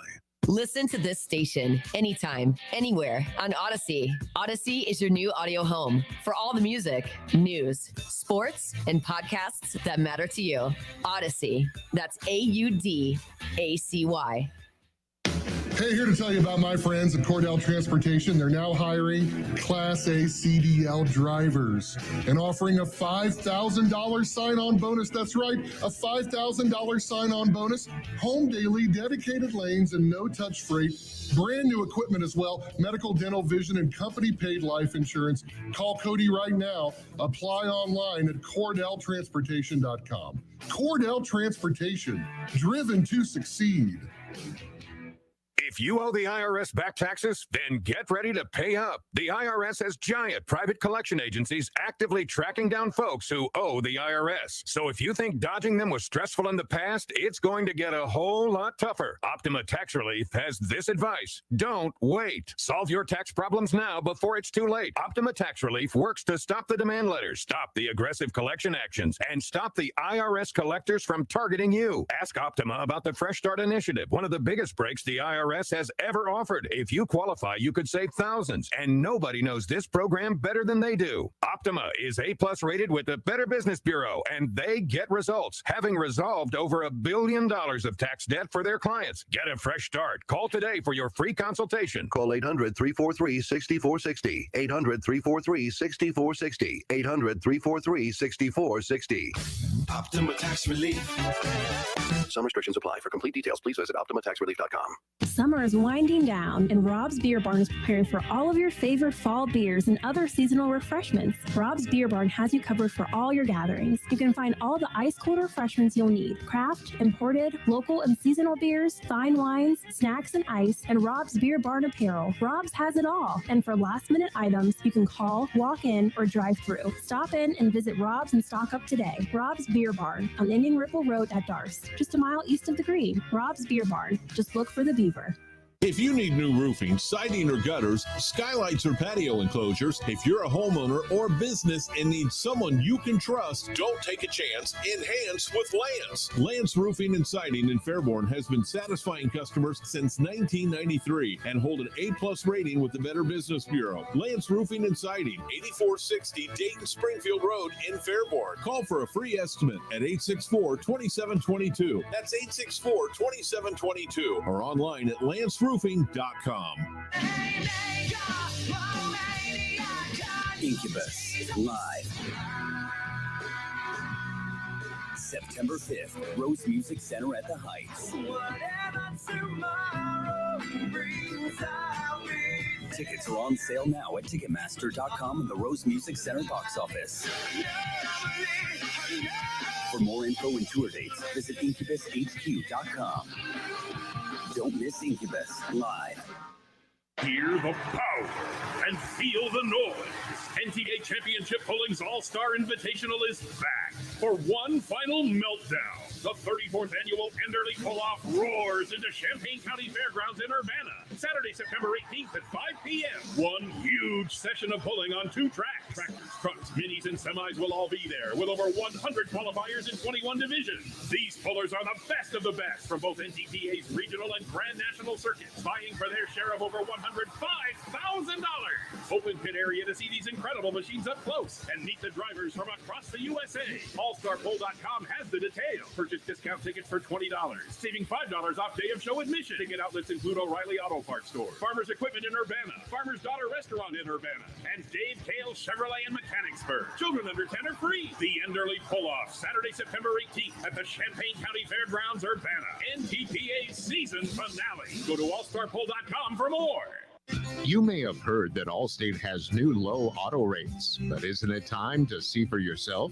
Visit allstate.com or call an agent for a quote today. Guys, stop putting your love life on hold. U.S. Pharmacy has some exciting news. If you've been wanting to try Viagra or Cialis, now's the perfect time. Call today and receive 90 little blue or little yellow pills for only $119 with free shipping. Why order some low-dose sildenafil from one of those subscription services when we can give you what you want now? Call 800-990-6271 and we'll rush your order discreetly packaged to your door. Been thinking about trying Viagra or Cialis? Call U.S. Pharmacy at 800-990-6271 for as little as only $119 for 90 pills. Need your package in a hurry? Call 800-990-6271 and ask about our express shipping option, and we'll rush your order to you as soon as possible. Save money on the little blue or yellow pill you've been wanting to try. Again, 800-990-6271 now. That's 800-990-6271.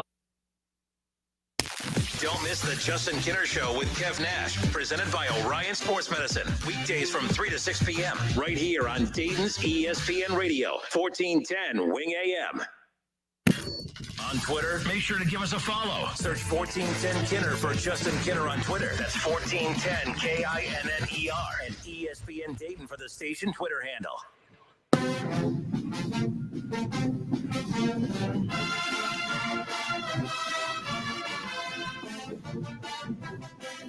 Dayton's home of the Cincinnati Reds. What? No. You give me the thumbs up? Yes. For what? I was trying to signal you. To talk? Yes. Oh. We'll start over. We welcome you back. It's the Justin Kinner Show with Kev Nash, presented by Orion Sports Medicine. 1410 Wing AM is Dayton's home of the Ohio State Buckeyes, and Ohio State kicks off the 2021 season tonight on the road at Minnesota, and you can catch all of it right here, as well as all games in the regular season, Big Ten Championship, of course, and hopefully the college football playoffs, the national championship game. You can catch all of that right here on Dayton's home of the Buckeyes, 1410 Wing AM. Coverage begins at 6:30 tonight, by the way, in case you were wondering. All right, Kev, let's do a little Buckeye edition of our over-under, and I'll steer the ship on this one. So I'll be throwing these to you, and we'll just kind of go back and forth on these. If you want to jump in on the over-unders, head to Facebook, search The Justin Kinner Show, leave your responses in there. Plus, of course, you can find us on YouTube, search ESPN Dayton's YouTube channel to be able to leave your comments in there. All right, Kev Nash, our Ohio State versus Minnesota over-under will hit the ground running now. Let's start with this one. C.J. Stroud making his debut tonight as the starter for the Buckeyes as Ohio State plays at Minnesota. Over-under 3.5 touchdowns for C.J. Stroud in his Buckeye debut. Under. 2 pass and 1 rush. We got to fill a 15-minute segment here. Like you, I mean, that's all you got. Just that's simple, huh? Under, because the running game is going to be there from the running backs. He's not going to do a ton of like drop backs and expect to be in a shootout. I think he's going to play efficiently. I'm not expecting like him to go for over 350 yards or anything like that. I'm expecting somewhere, 13 of 18 for 200 yards, 2 touchdowns, another probably 80 yards on the ground and a touchdown, and the running backs to eat Yeah, that's the thing too. The comparison. I mean, with his ability to make plays on the ground with his legs too. Again, that's what also makes him such a dynamic quarterback. But the interesting thing is we talk so much about all these great receivers for Ohio State. We talk so much about the passing game and the weapons that he has in the passing game. Your analysis there and a lot of analysis I hear throughout the day is that Ohio State, they're going to focus on the run. And I'm like, well, I don't think that the Ohio State offensive approach is going to be focusing on run. I mean, you've got to use the run to set up the pass, don't get me wrong, but I just feel like they have too many weapons to sit back and continue to hand it off and just do this little, dink and dunk passes. I don't disagree with the approach to start slow with CJ Stroud, Kev, not even in the slightest, but I also feel like you mentioned it earlier with Chris Olave coming back. He came back because he felt he had a chance to improve his draft stock and be able to enhance the perception of his game heading into the NFL. And I just don't think that I don't think that message was relayed to him that this was going to be a let's start out slow type of deal. You got to be smart with your quarterback. But the one thing Ryan Day did with Justin Fields 2 years ago, he dropped him back and he just let him dice up that defense. Of course, this is going to be a much better defense than the defense that Justin Fields faced for Florida Atlantic. But I'm going to take the under. But I think he still has so the over under 3.5 touchdown passes for CJ Stroud in his Buckeye debut tonight. I'm going to say under, but I'm going to have him right at 3. And I think it's all through the air. I think that the touchdowns on the ground are going to come from Master Teague and, of course, TreVeyon Henderson, which we'll talk about here in a little bit. That's going to be an interesting running back battle. I still think that, he's going to air it out. I think he's going to throw. I don't know if he throws for over 300 yards, but I think he'll get about 280 range, 285 passing yards. He'll be efficient. I do think there'll be a lot of short passes to kind of get him eased and comfortable. Again, they're going to pull away. It's going to be a close one in the beginning. I mean, I think everyone can agree on that, but I do believe when they pull away, it's going to be because all of a sudden he's comfortable in the pocket. He's seen the defensive pressure come a few times to be able to feel comfortable, to be able to step into some throws and maybe take advantage of the weapons that they have down the field. 3 touchdown passes, about 280 total passing yards. And then, of course, I'll put about 50, 60 yards on the ground as well. I think he's going to be it's going to be a very well-rounded debut and most importantly, a win tonight for Ohio State to cap it all off. So there you go. W's are a must. All right, up next, let's talk about that run game, Kev. Master Teague and TreVeyon Henderson, they're going to look to battle it out to be that featured back for Ohio State moving forward. This reminds me of that Mike Weber and J.K. Dobbins battle years and years ago. In fact, interestingly enough, it was that Thursday night debut for J.K. Dobbins where he clearly separated himself. And, Weber was a 1,000-yard back. He wasn't terrible, but J.K. Dobbins just had that little extra to him. We saw that last year. Master Teague was solid, but it was Trey Sermon who had that little extra punch to his game that really separated himself. It was all about Master Teague to start the season. It was all about Trey Sermon to close out the season. I think that kind of is going to be what we see here in this situation. Master Teague to start, but by the end, we're going to be talking a lot about TreVeyon Henderson. But coming up here tonight, over under 90 rushing yards for TreVeyon Henderson in tonight's opener versus Minnesota. Does he have a big breakout game like Dobbins did in his debut with Ohio State years ago in a very similar situation? Dobbins had 181 yards on the ground that night, of course, against Indiana. Over. I think he's going to go over. I think he's going to pop one late in the third quarter for a 60, 70 yarder, because that's what he was known for in high school, being like one of those guys that could pop a home run out there at any given time. I got a hot take about the running back room. I don't think any Ohio State running back goes for over 1,000 yards this season. Well balanced, huh? I think that all 3 running backs go for 700 plus yards this year combined. I think that everybody gets about a little over 700 yards. I'm talking about the Henderson, I'm talking about Master Teague, and I'm talking about Myron Williams from Cincinnati. I think all 3 of those guys get about 800 yards rushing this year. I think it's going to be like, hey, man, pick your poison. It's going to be, hey, man, it's your turn to eat. I think it's going to be so much run game. I think the offensive line is going to be that dominant that they're going to be able to plug me and you back there, and we'll be able to get 100 yards. So TreVeyon Henderson, you have him going over 90. Over 90 tonight, but 3 dudes over 800 yards rushing for the season. Who's been named? Has there been an official starter? It's the good old or. It's the good old or on the depth chart. And you could do that when you have this much talent. And I think it's one of those where, but that kind of concerns me, because if TreVeyon Henderson hasn't done enough, by the way, when I say hasn't done enough, that means he's playing really good, but so is Master Teague. But no one has separated themselves. Like, as good as TreVeyon Henderson has been from reports in practice, Master Teague's been just as solid. So not both of those guys have not pulled away. So I think it's going to come down to in-game performances that separate themselves, just like we've seen in battles at that position in previous years. So I'm going to say under tonight, just because I think that Master Teague is going to get a lot of the carries on the ground, and I think you're going to get a lot of carries to Henderson as well. But I look for Henderson to be involved in the pass game. I think we're going to see him get a lot of opportunities from the backfield, of course, through the pass game. And I think you're going to see that connection start to build between C.J. Stroud and Henderson from that route, and then more of the power run game coming from Master Teague at that point. So I'm going to say he has under 90 rushing yards tonight. Still think he gets a hefty amount of carries, but you're right, though. It takes one big burst, and a lot of times that always comes late in the game when the defense is worn out. And Master Teague, and that's the thing, Master Teague, it's like you're going to do the hard work. Yeah, it's going to be like that group project where Master Teague's going to do all the work, and then at the very end, Travion Henderson's going to run in and do the Samuel leap into the end zone and be like, look at me, I'm arriving here. I think that's what's going to happen tonight. I could see that. But no, like I think that they're interesting, and I think Ohio State used Sermon like that later in the year too, where they weren't just pounding him up the middle. They were able to use him in a lot of different various ways as well. And I think that's what you're going to see with Travion Henderson. Sermon was awesome last year. And I think that's going to be the role of Henderson this year. And I think it's going to complement Master Teague just the way Teague and Sermon complemented each other last year. I'm still going to say the under for tonight. But if it's over, it's going to be like the scenario you played out where it's going to be that big burst late in the game. That it's going to be that big run that puts them over the top. But 2 to 3 yards average a carry, not terrible, but you like to see it a little higher than that, but we'll see. But it'll be a lot higher than that when you had that one big run in and all of a sudden the average goes up. So there you go. Another thing about the running back room, we talk about the Master Teague you know what I'm saying? I think that Master Teague is going to be getting a lot of the starts, especially earlier in the season. But I think the ceiling for Travion Henderson is higher, but the trust factor from the coaching staff is more there for the veteran running back and Master Teague about blitz pickups and everything like that. And that's especially going to be important next week when you're going against Oregon with Kayvon Thibodeau, who's going to be like a top 5 NFL draft pick, the defensive end from Oregon.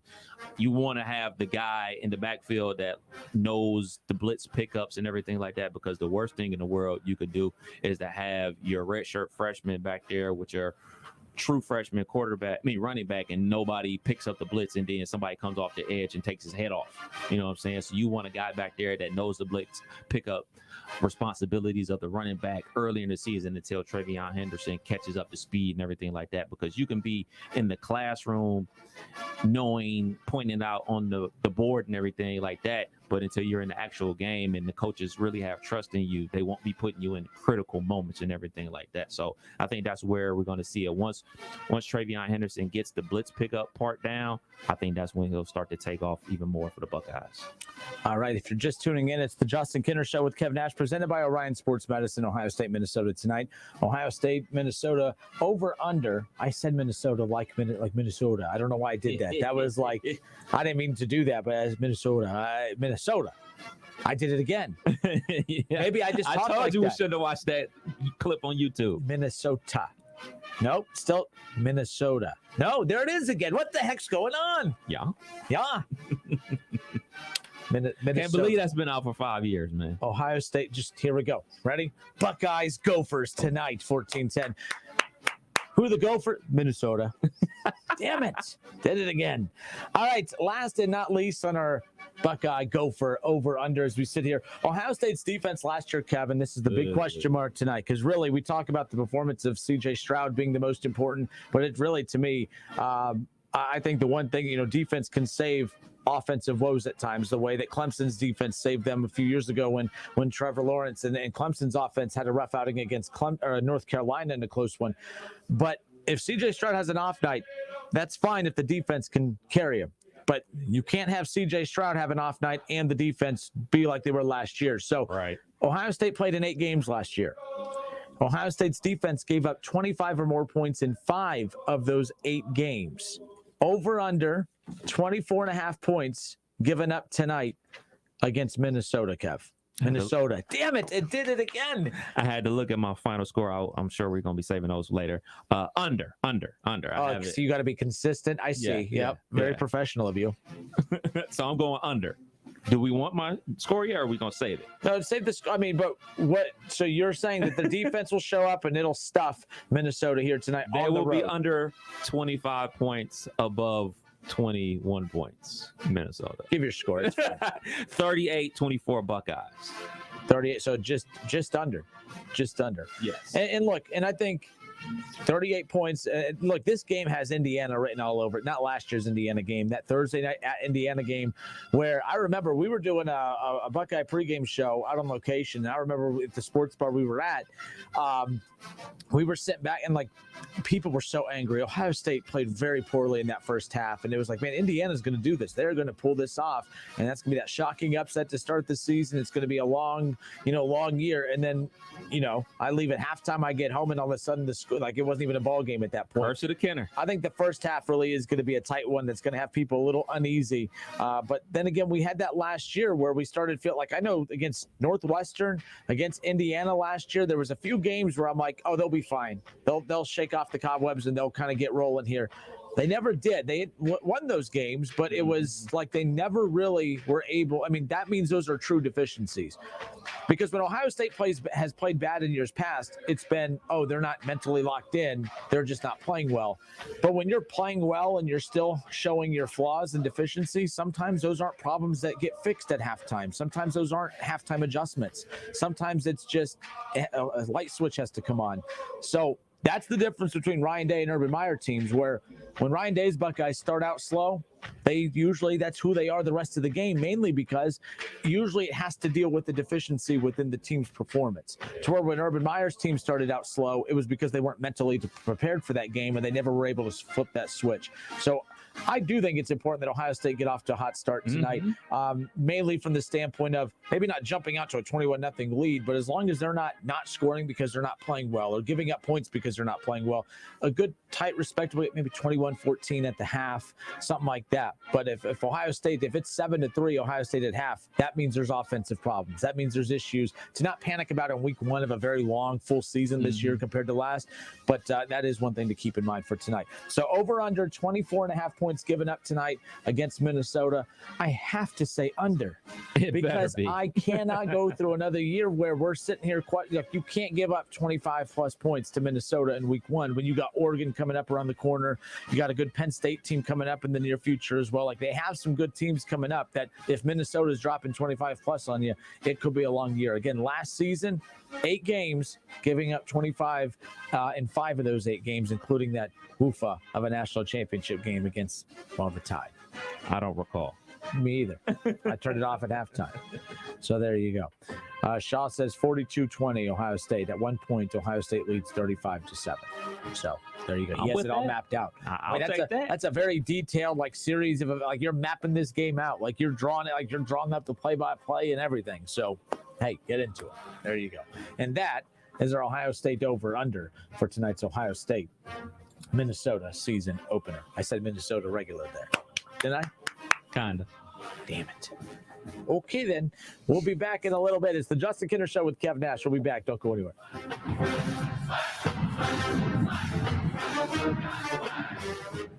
It's the Justin Kinner Show with Kev Nash, presented by Orion Sports Medicine.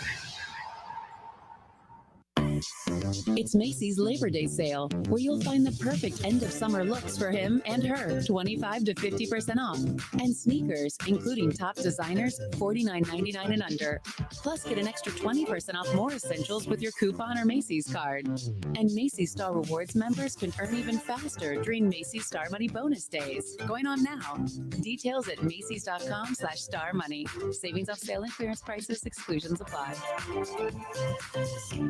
Staples Connect has everything for back to school at amazing prices. Right now, Crayola 12-count colored pencils and 10+2 Crayola marker bonus packs and Bic Round Stick Ballpoint Pen 10 packs are just 97 cents each. So you won't just be ready for school, you'll be Prepared Parent of the Year ready. I just want to thank my family and Staples for making this possible.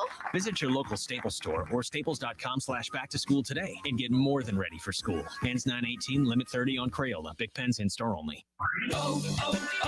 O'Reilly. It's O Rewards Member Appreciation Month at O'Reilly Auto Parts, where you can earn double, triple, even up to 5 times O Rewards points on select purchases. Get bonus points on more than 200 items throughout the store, like wiper blades, fuel system cleaners, motor oil, and more. Stop by O'Reilly Auto Parts today or visit O'ReillyAuto.com.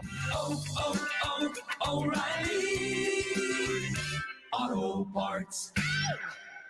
Need a U.S. passport? We can help. Hi, this is Mike Foley, your Montgomery County Clerk of Courts. Visit one of our convenient auto title locations in Huber Heights, Clayton, downtown, Moraine, and Centerville. Make us your first destination before you travel abroad. No appointments ever needed. We do passports.com for more info. Get in the zone, AutoZone. Welcome to AutoZone. What are you working on today? You're probably looking for some fuel treatment. It cleans your fuel system to help your engine run smoother, and that means better gas mileage. Right now, you can get 2 bottles of Lucas Complete Fuel Treatment for just $8, plus a $1 bonus reward if you're an AutoZone Rewards member. Not a member? Don't worry. We can sign you up fast right here or on AutoZone.com. Getting the job done just got easier. Get in the zone, AutoZone. Restrictions apply. Heard you're buying a car. I brought my calculator. Dad, I already used Capital One Auto Navigator. I found my car online and got pre-qualified instantly, instead of all that. You know those things impact your credit score. Didn't impact my credit score, Dad. Now I'm going to the dealership for a test drive and to make the purchase. Sounds too easy. No, it's just easy. Capital One, what's in your wallet? Terms and conditions apply. Find out more at CapitalOne.com/Auto Navigator. You've been putting back a few, and a few becomes a few too many.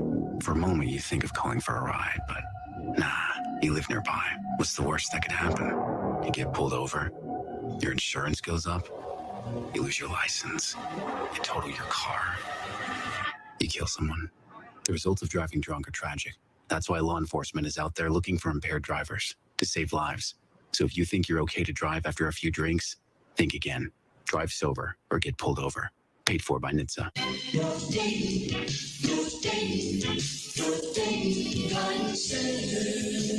Hi, folks, it's me again, and I'm cooking in the sun just like you are. But you know, you can still plant those trees and shrubs right now, and with proper watering, still gain a full summer's growth. We keep our garden center fully stocked all summer long with thousands of good, healthy trees, shrubs, evergreens, perennials, and annuals, because we know that some folks just can't get it all done in the spring. Also, this time of the year, there are lots of bargains all over our 6-acre nursery and greenhouses. We have potted rose bushes as low as $8.95, flats of annuals starting at $8.95, and hanging baskets starting at $6.95. We still have a great selection of Rose of Sharon, boxwoods, hydrangeas, and barberry, and lots of ponds, pottery, and statuary. So come on out to 1309 Brand Pike, and remember, we're open 7 days. Attention Class A CDL drivers. Looking to be more than just a number? Yoel Transportation in Dayton is looking for drivers with at least 1.5 years experience. Yoel has open positions for no-tarp flatbed drivers and no-touch regional or local van drivers. Yoel is ELD compliant and offers 401k with match, medical, dental, vision, holiday pay, vacation, safety bonuses, and now has a rider policy. Call Rick or Joe at 937-294-5933 and ask about the $5,000 sign-on bonus today. Liberty Mutual customizes your car and home insurance so you only pay for what you need. Liberty, liberty, liberty, liberty. Don't miss the ESPN Dayton Glacier Saltwater High School Football Game of the Week every Friday night right here on Dayton's ESPN Radio, 1410 Wing AM. College Football Hall of Famer Keith Byers and Justin Kinner will have the call all season long. Check out wingam.com for the complete schedule and to stream the games live. Whether you're at home, at work, or in your car, tune in to ESPN 1410 Wing AM or stream us live at wingam.com.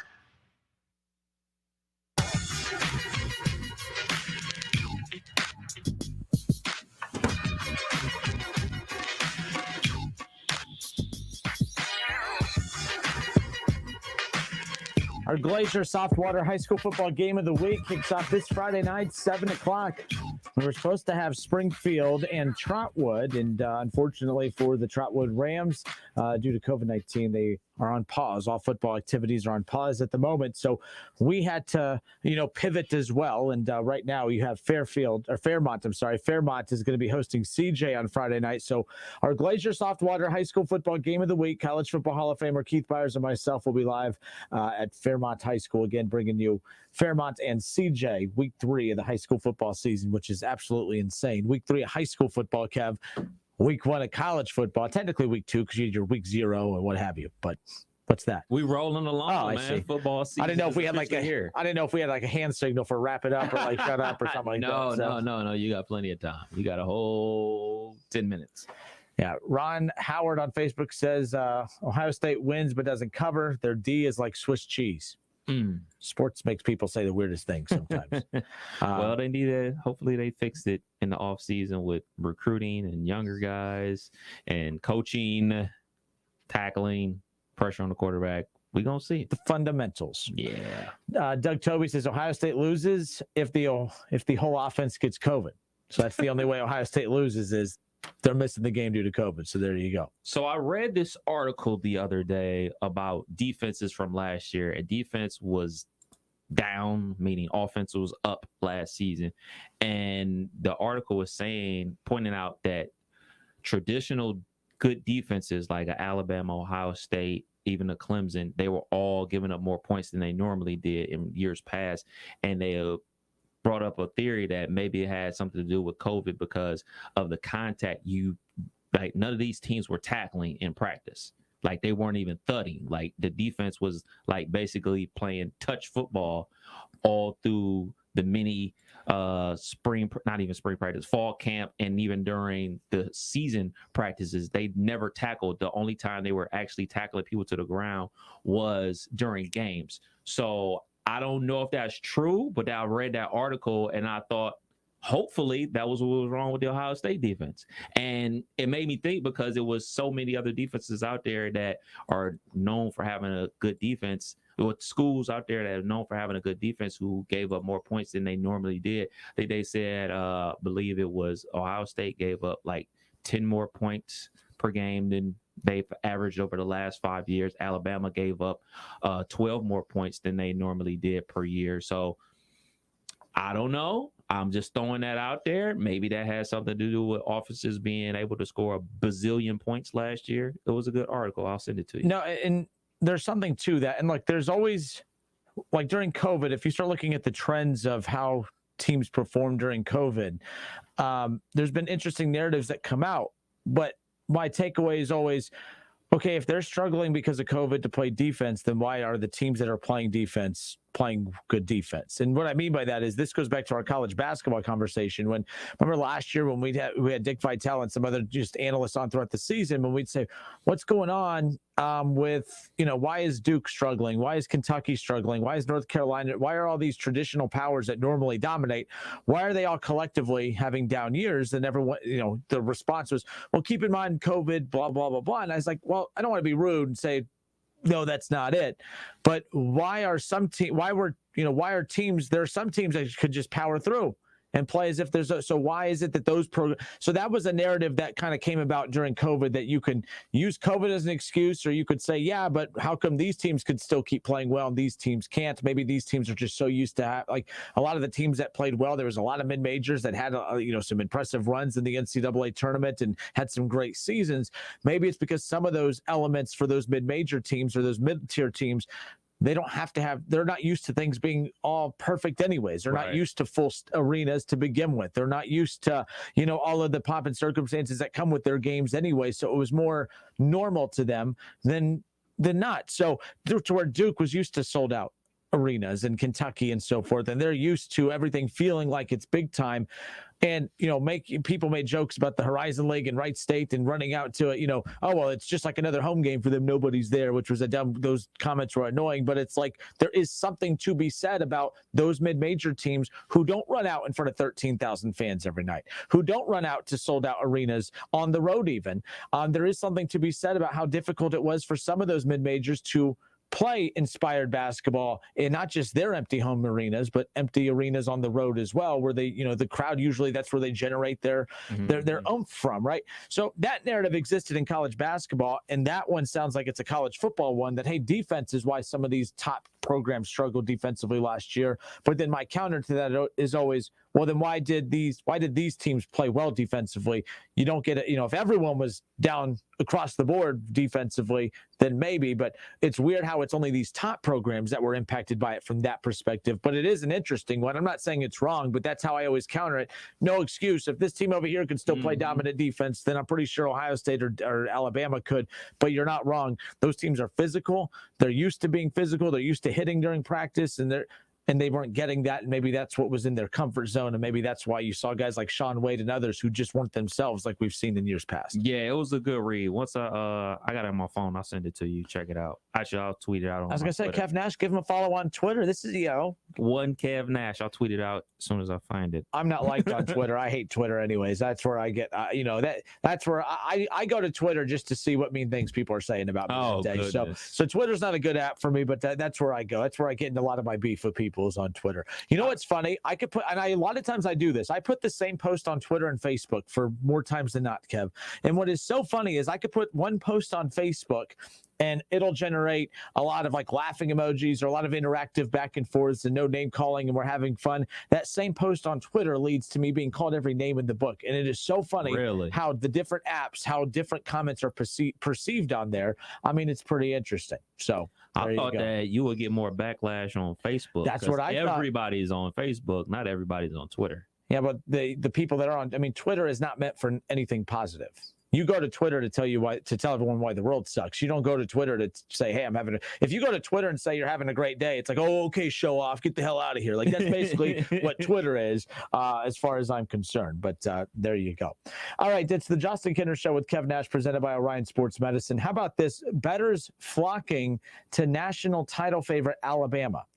That should not be surprising, but I guess what is surprising is just how much, I mean, they are the consensus favorite to win the national championship at U.S. sportsbooks, and bettors all across the country are flocking to back the Crimson Tide. Again, the Alabama, the national title favorite, they're plus 260 at Caesars Sportsbook, followed by Clemson and Ohio State, Georgia, and Oklahoma, which are each plus 750 at that point. But they round out the teams with single-digit odds to win the season's college football playoff. I get it. I don't wave that bias flag ever. I don't believe in that. I am really interested into, I mean, Alabama has garnered so much trust with its critics and with its fans when it comes to this, because Ohio State, I hear a lot of, well, they lost their quarterback and they lost a lot to the draft and we don't know what they have. They have three of the best receivers in college football. They have a very good run game, a very good offensive line. You can argue we know more about what Ohio State's offense is than we know about Alabama's. Well, Bryce Young's really good. Well, so is C.J. Stroud, according to the stars that we keep talking about. So that's what I find interesting about this. Alabama getting the benefit of the doubt. They are the defending champions, so I mean they've earned that. But every excuse you give as to why people criticize Ohio State, you can also use those same reasons for Alabama. Well, Ohio State lost their quarterback, and we don't know much about C.J. Stroud. Well, Alabama lost Mac Jones, and you don't know much about Bryce Young other than his name.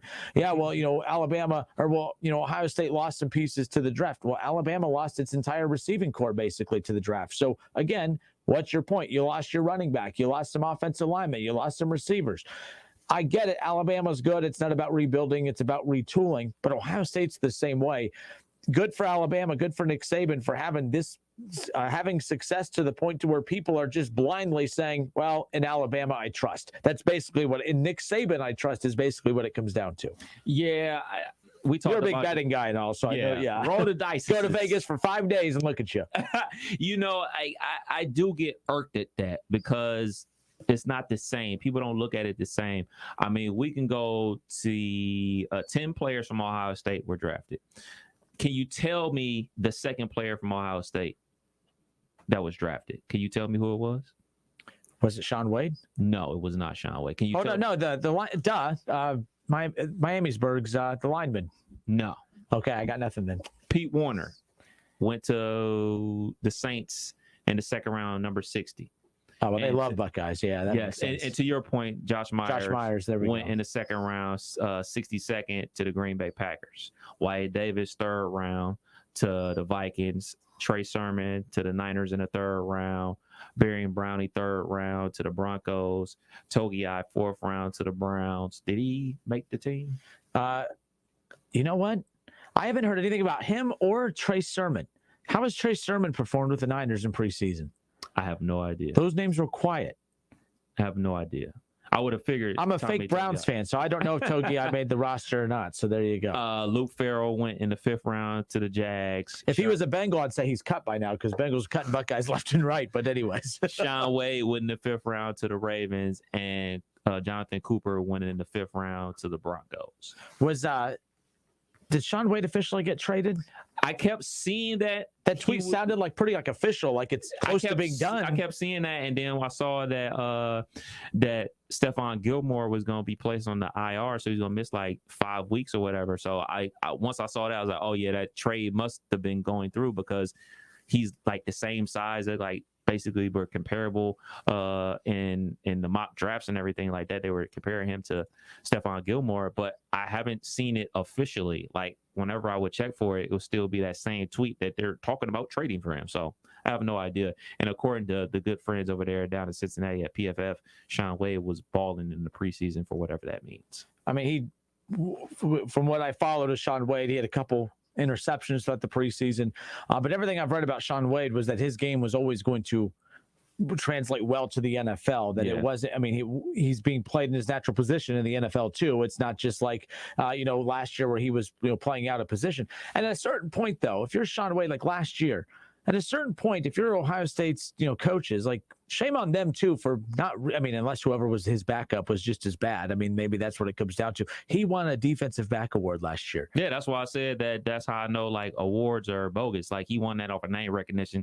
Same way Grant Delpit run the Biletnikoff off of name recognition. Don't you disrespect Grant Delpit. He hasn't played a game for the Browns yet. Relax. You don't disrespect He shouldn't have won the Biletnikoff. And you're lucky as a Steeler, so you're lucky he hasn't played for the Browns yet because you're in trouble when he finally gets out on the field 10 years from now. So there you go. All right.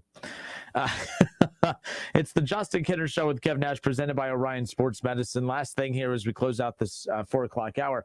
How about Urban Meyer? Again, like he can't dude, like, is he being picked on, or is he just naturally like, there's some coaches that just can't stay out of their own way. There are some coaches who can't just stay out of the negative press. Has he made one positive decision at Jacksonville yet? I mean, between the hiring of Iowa's strength and conditioning coach, I was let go for obvious reasons, between bringing in Tim Tebow, which brought a lot of people screaming and hollering about. But, before, God, there's been a whole list of things that he's done that has just continued to upset people left and right. And he does it again. In his press conference, he asked to be fair, though, he finally answered a question honestly, and then it gets him in trouble. That'll teach him. That'll teach him. I mean, stick to coaching speak.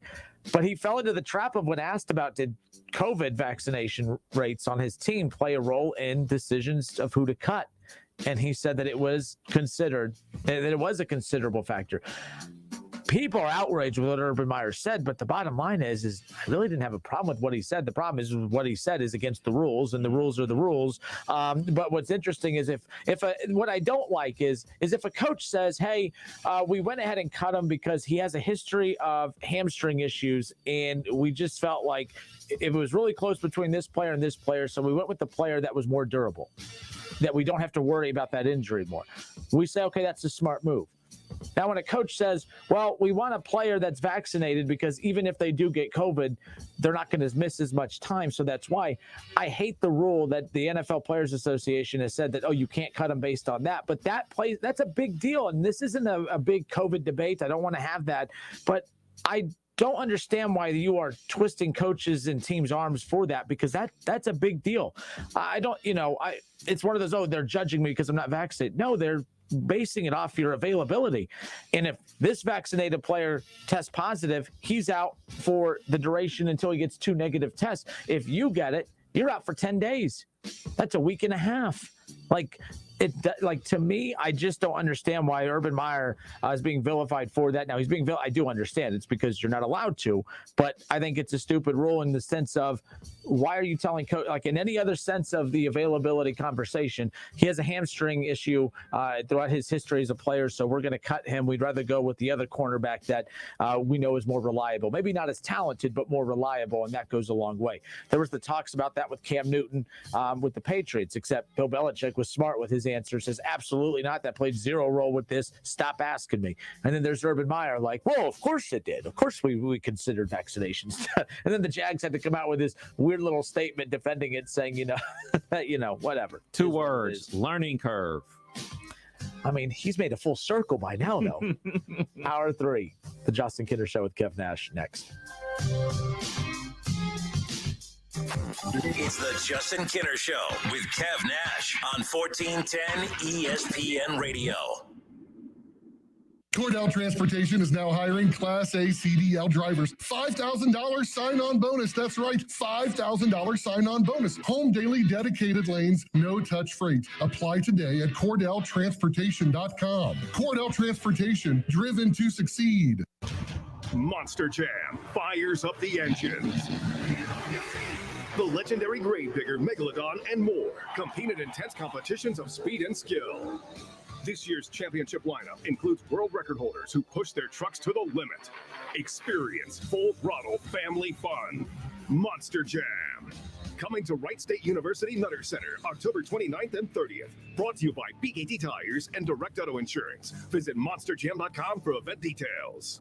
Maybe now is the time for a new job and a fresh start. Alpha Media Dayton and ESPN 1410 Wing are interviewing for radio account executives. Radio reaches more people than any other medium, and combined with our digital ad products, you will provide clients with effective on-air and online solutions that deliver results. If you consider yourself driven, competitive, have sales experience, and want to work in radio, we need you. To submit your resume, log on to wingam.com and click careers. Alpha Media is an equal opportunity employer. WING 1410 Dayton, Dayton's ESPN Radio.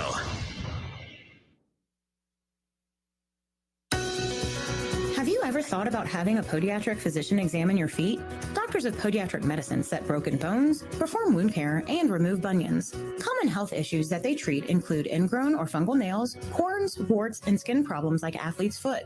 Foot exams are easy and can prevent many problems. If you can't walk, work, or enjoy sports activities without pain, what are you waiting for? To find a podiatric physician who is a member of the Ohio Foot and Ankle Medical Association, visit associationsadvanceohio.com. Listen to this station anytime, anywhere on Odyssey. Odyssey is your new audio home for all the music, news, sports, and podcasts that matter to you.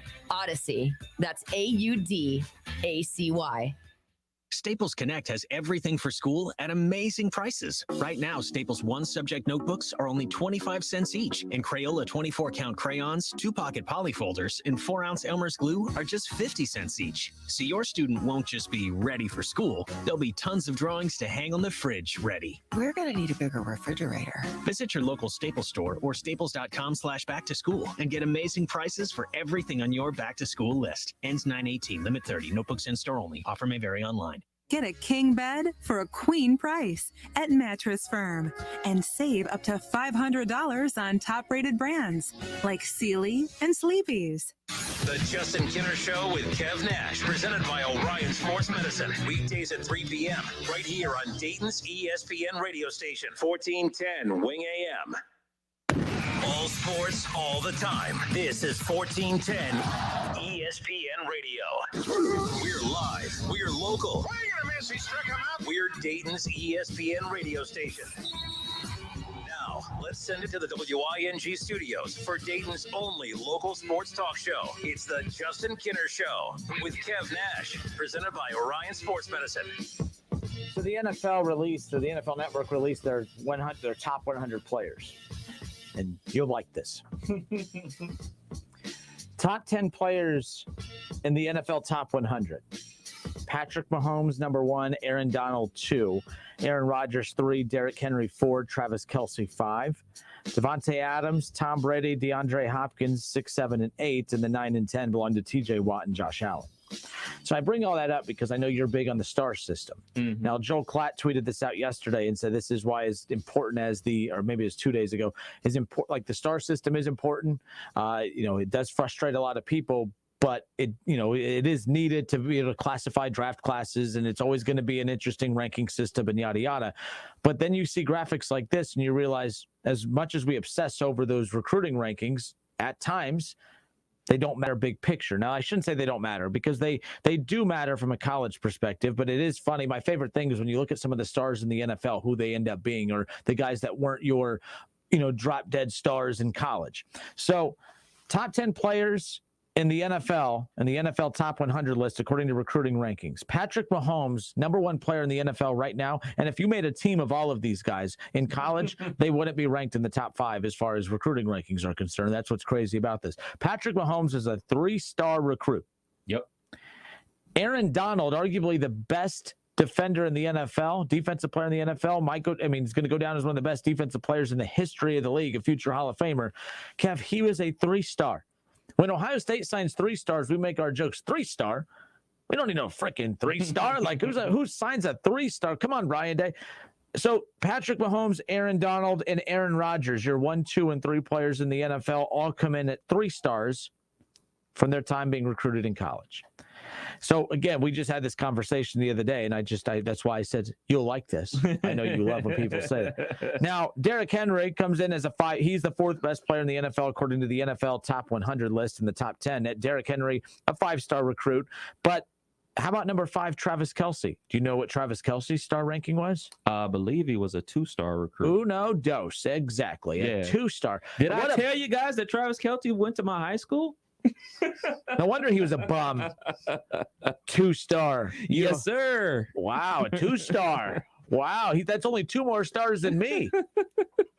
But Travis Kelce, the number 5 player in the NFL, according to this top 10 players in the NFL top 100 rankings, a 2-star when you talk about that.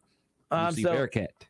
What this really tells me more than anything is more so just about how difficult the draft is just because a lot of the drafting is being done based on stars in college and the stars coming out of who you were, as far as a recruit is concerned. And that's what's interesting. Devontae Adams, number 6 player. Do you know what his star ranking was? Fresno State. I would imagine a 3-star. He was a 2-star. Deuce. Tom Brady at number 7 on the NFL top 10 100 list. Michigan Wolverine by way of somewhere in California. Were they even the star system out when he went to high school? Nope. So I had to think for a second. In 96. DeAndre Hopkins comes in at number 8, played at Clemson. DeAndre Hopkins is from South Carolina. I know he got recruited by Georgia, so probably a 4-star. He's a 4-star. And then TJ Watt from Wisconsin comes in at number 9 in the NFL top 10. Oh, the good old Watt brothers. Now, we know his brother's story about being a tight end at Central Michigan while Antonio Brown was a walk-on at Central Michigan. Then he transferred to Wisconsin, then became one of the best defensive players of all time.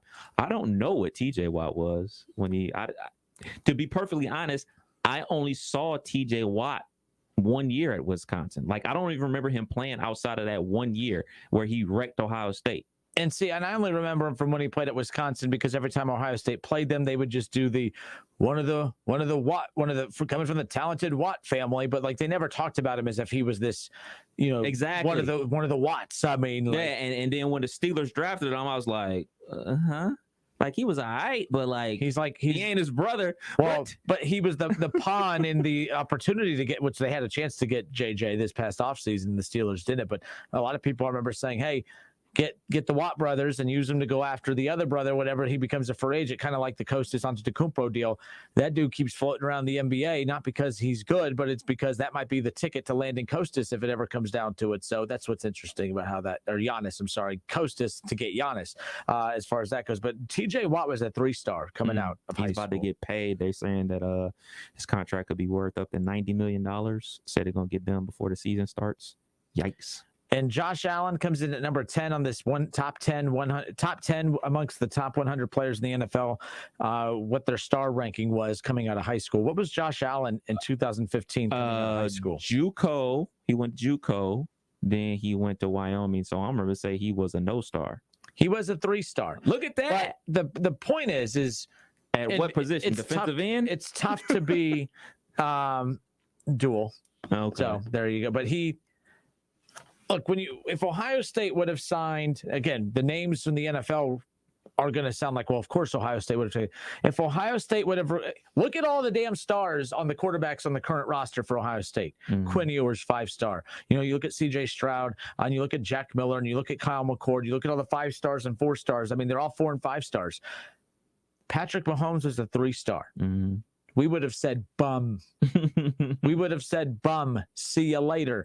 If the Buckeyes, imagine if Buckeyes sent out a press release, or if whether it's Bucknuts, 11 Warriors, or Letterman Row. Oh man, Ohio State just landed 3-star Aaron Donald. Aaron Donald's the number 2 player in the NFL top 100 rankings right now. Again, 99 on Madden too. 90 exactly. Oh man, did Ohio State? They just flipped a commit from the Bearcats. They got 2-star Travis Kelce. Look out, world! Ryan Day's kill it. We would mock that. We as Buckeye fans would not be satisfied with that. Shaw would be happy because his Wolverines would have a chance to beat the Buckeyes at that point. But the point is this just feeds your narrative about why you can't stand the star system, is because we put so much stock into that. But I thought it was cool when Joe Klatt tweeted this out, which he'll be on the call tonight. I hate them because they're on Fox, but I mean, I could listen to him and Gus, J.T. Barrett. I could listen to them call a game. I love Joe Klatt. I think he's awesome. My whole thing about the star system is maybe it's because I listen to fans about it and they think it's the end all be all. And we don't know how these young men and women are going to act when they get to college.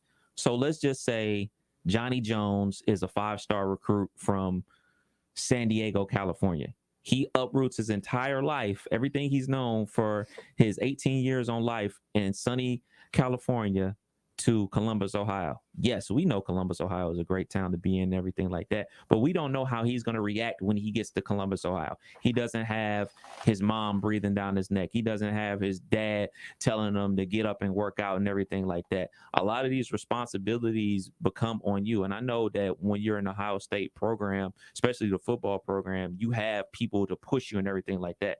But we know too many guys that have come through the Ohio State program that have been these precious 5-star recruits and 4-star recruits that didn't pan out, not only in the NFL, but not even at Ohio State, because certain things happen, like a maturity issue or an injury issue, or just, hey man, he reached his athletic peak when he was in high school. Like, all right, man, he has a full grown beard at 18 and he's 220 pounds at 18 years old. Well, where's the room to grow? You know what I'm saying? So, like, that's my only thing about the star system. Of course, when you're rating people, of course, you always want the team that you root for to have the most of the number 1 guys and everything like that.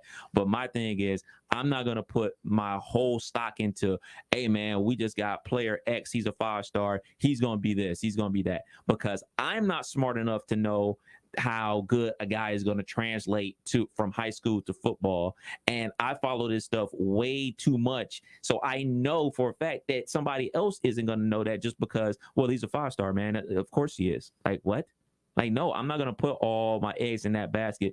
And to your point, yes, there is a correlation between national championships and teams with the most 4 and 5 stars, for sure, without a doubt. And there's no denying that. The evidence is right there. The proof's in the pudding, whatever catchphrase you want to look at. Alabama's always in the top 3. They're winning a whole bunch of championships. Ohio State's always in the top 3. They're always in the playoff. Clemson is in the top 3 now. Now they're in the playoff a ton. So there is a direct correlation. For me, I just don't view it as in, hey man, this kid here, he's a 5-star, he's a 3-star. That 3-star is a bum. Get him out of here. He sucks. Like, I just don't view it that way. I want to see him put the proof in the pudding when they get on the field to play and let the chips fall where it may. Yeah, the bottom line is, I mean, when you see this, you would think coaches would say, I think we put too much into the star system. Right. Look at all these. But the point is if they give you a pool of players, here's 6 players, here's 2 3-stars and 4, 5-stars, those 2 3-stars, you're pushing off to the side. You're not even going to look at their film. You're going to be like, I'll take the worst 5-star of the group before I take the best 3-star of that group. And technically, there's nothing wrong with that. But I mean, look, that's what this ranking system has done when it comes to the recruiting. I hope it's not done like that. I hope that the coaches are looking at the guys themselves and evaluating themselves as opposed to letting a service like Rivals, all due respect to Rivals, all due respect to the ESPN Top 100 and everything like that. I hope that the coaches and the scouts of each university are doing their own scouting of an individual to say, like, well, I don't care what they're telling you. I'm recruiting this guy, and I think he'll fit in our system perfectly, kind of a la how Urban Meyer recruited Ezekiel Elliott. Ezekiel Elliott, before he was recruited by Ohio State, was a 3-star recruit. He gets recruited by Ohio State. Magically, his star rating goes up. Now, could it be because he was getting recruited by Ohio State? Could it be he got out on the circuit more and got seen by more scouts and everything like that? That I don't know. But I just hope that the Ohio State isn't just like relying on Rivals, just going on rivals.com and looking at the click and filter and says 5-star recruits and says, all right, we're going to call Tommy Jones. He lives in California. We're going to call Johnny Johnson. He lives in Florida. You want to be a Buckeye? You want to be a Buckeye? And just saying, like, relying on other people's scouting as opposed to their own personal scouting. That's all I'm saying. I would like to think that too, but until I see a regular trend of Ohio State's picking, I mean, we see this kind of in the draft a little bit. Like NFL teams, they like to think, I mean, when you have Mike Brown who's taking Jackson Carman because he sees something that he thinks other owners don't or that general managers don't, like you see that in the NFL, and we'd like to, like, so the way you word that is you would like to see colleges be a little bit more like that. But the problem is that approach doesn't work so well in the NFL when you have GMs who try to sound like the smartest guy in the room and say, well, I see something in him that others don't. And 9 times out of 10, that backfires and doesn't work. But it takes that one time. I mean, look, keep buying a lottery ticket every day. It takes that one time that you win to say, I knew I picked the right one. That's basically how this works too. And it's one of those, there's a lot of battles you have to win. It's not just X's and O's. There's better X's and O's coaches than Urban Meyer. Ryan Day's a way better X's and O's coach than Urban Meyer. But Urban Meyer, the reason I myself was worried about Ryan Day taking over for Urban Meyer, it wasn't because he's better with X's and O's. Well, that's fine. If he's better than X's and O's than Urban Meyer still won 3 national titles, even with being subpar at the X's and O's part. It's all about recruiting, and recruiting matters. And at the end of the day, you got to bring the best talent in, and I would rather bring in a 4 and 5-star and develop that 4 and 5-star than to rely on bringing in the 2 and 3s and developing them. Can it be done? Yes, but can it be done enough at the level to be able to compete with the Ohio States, Alabamas, and Clemsons on a regular decade by decade basis? Maybe that's a 5-year by 5-year basis.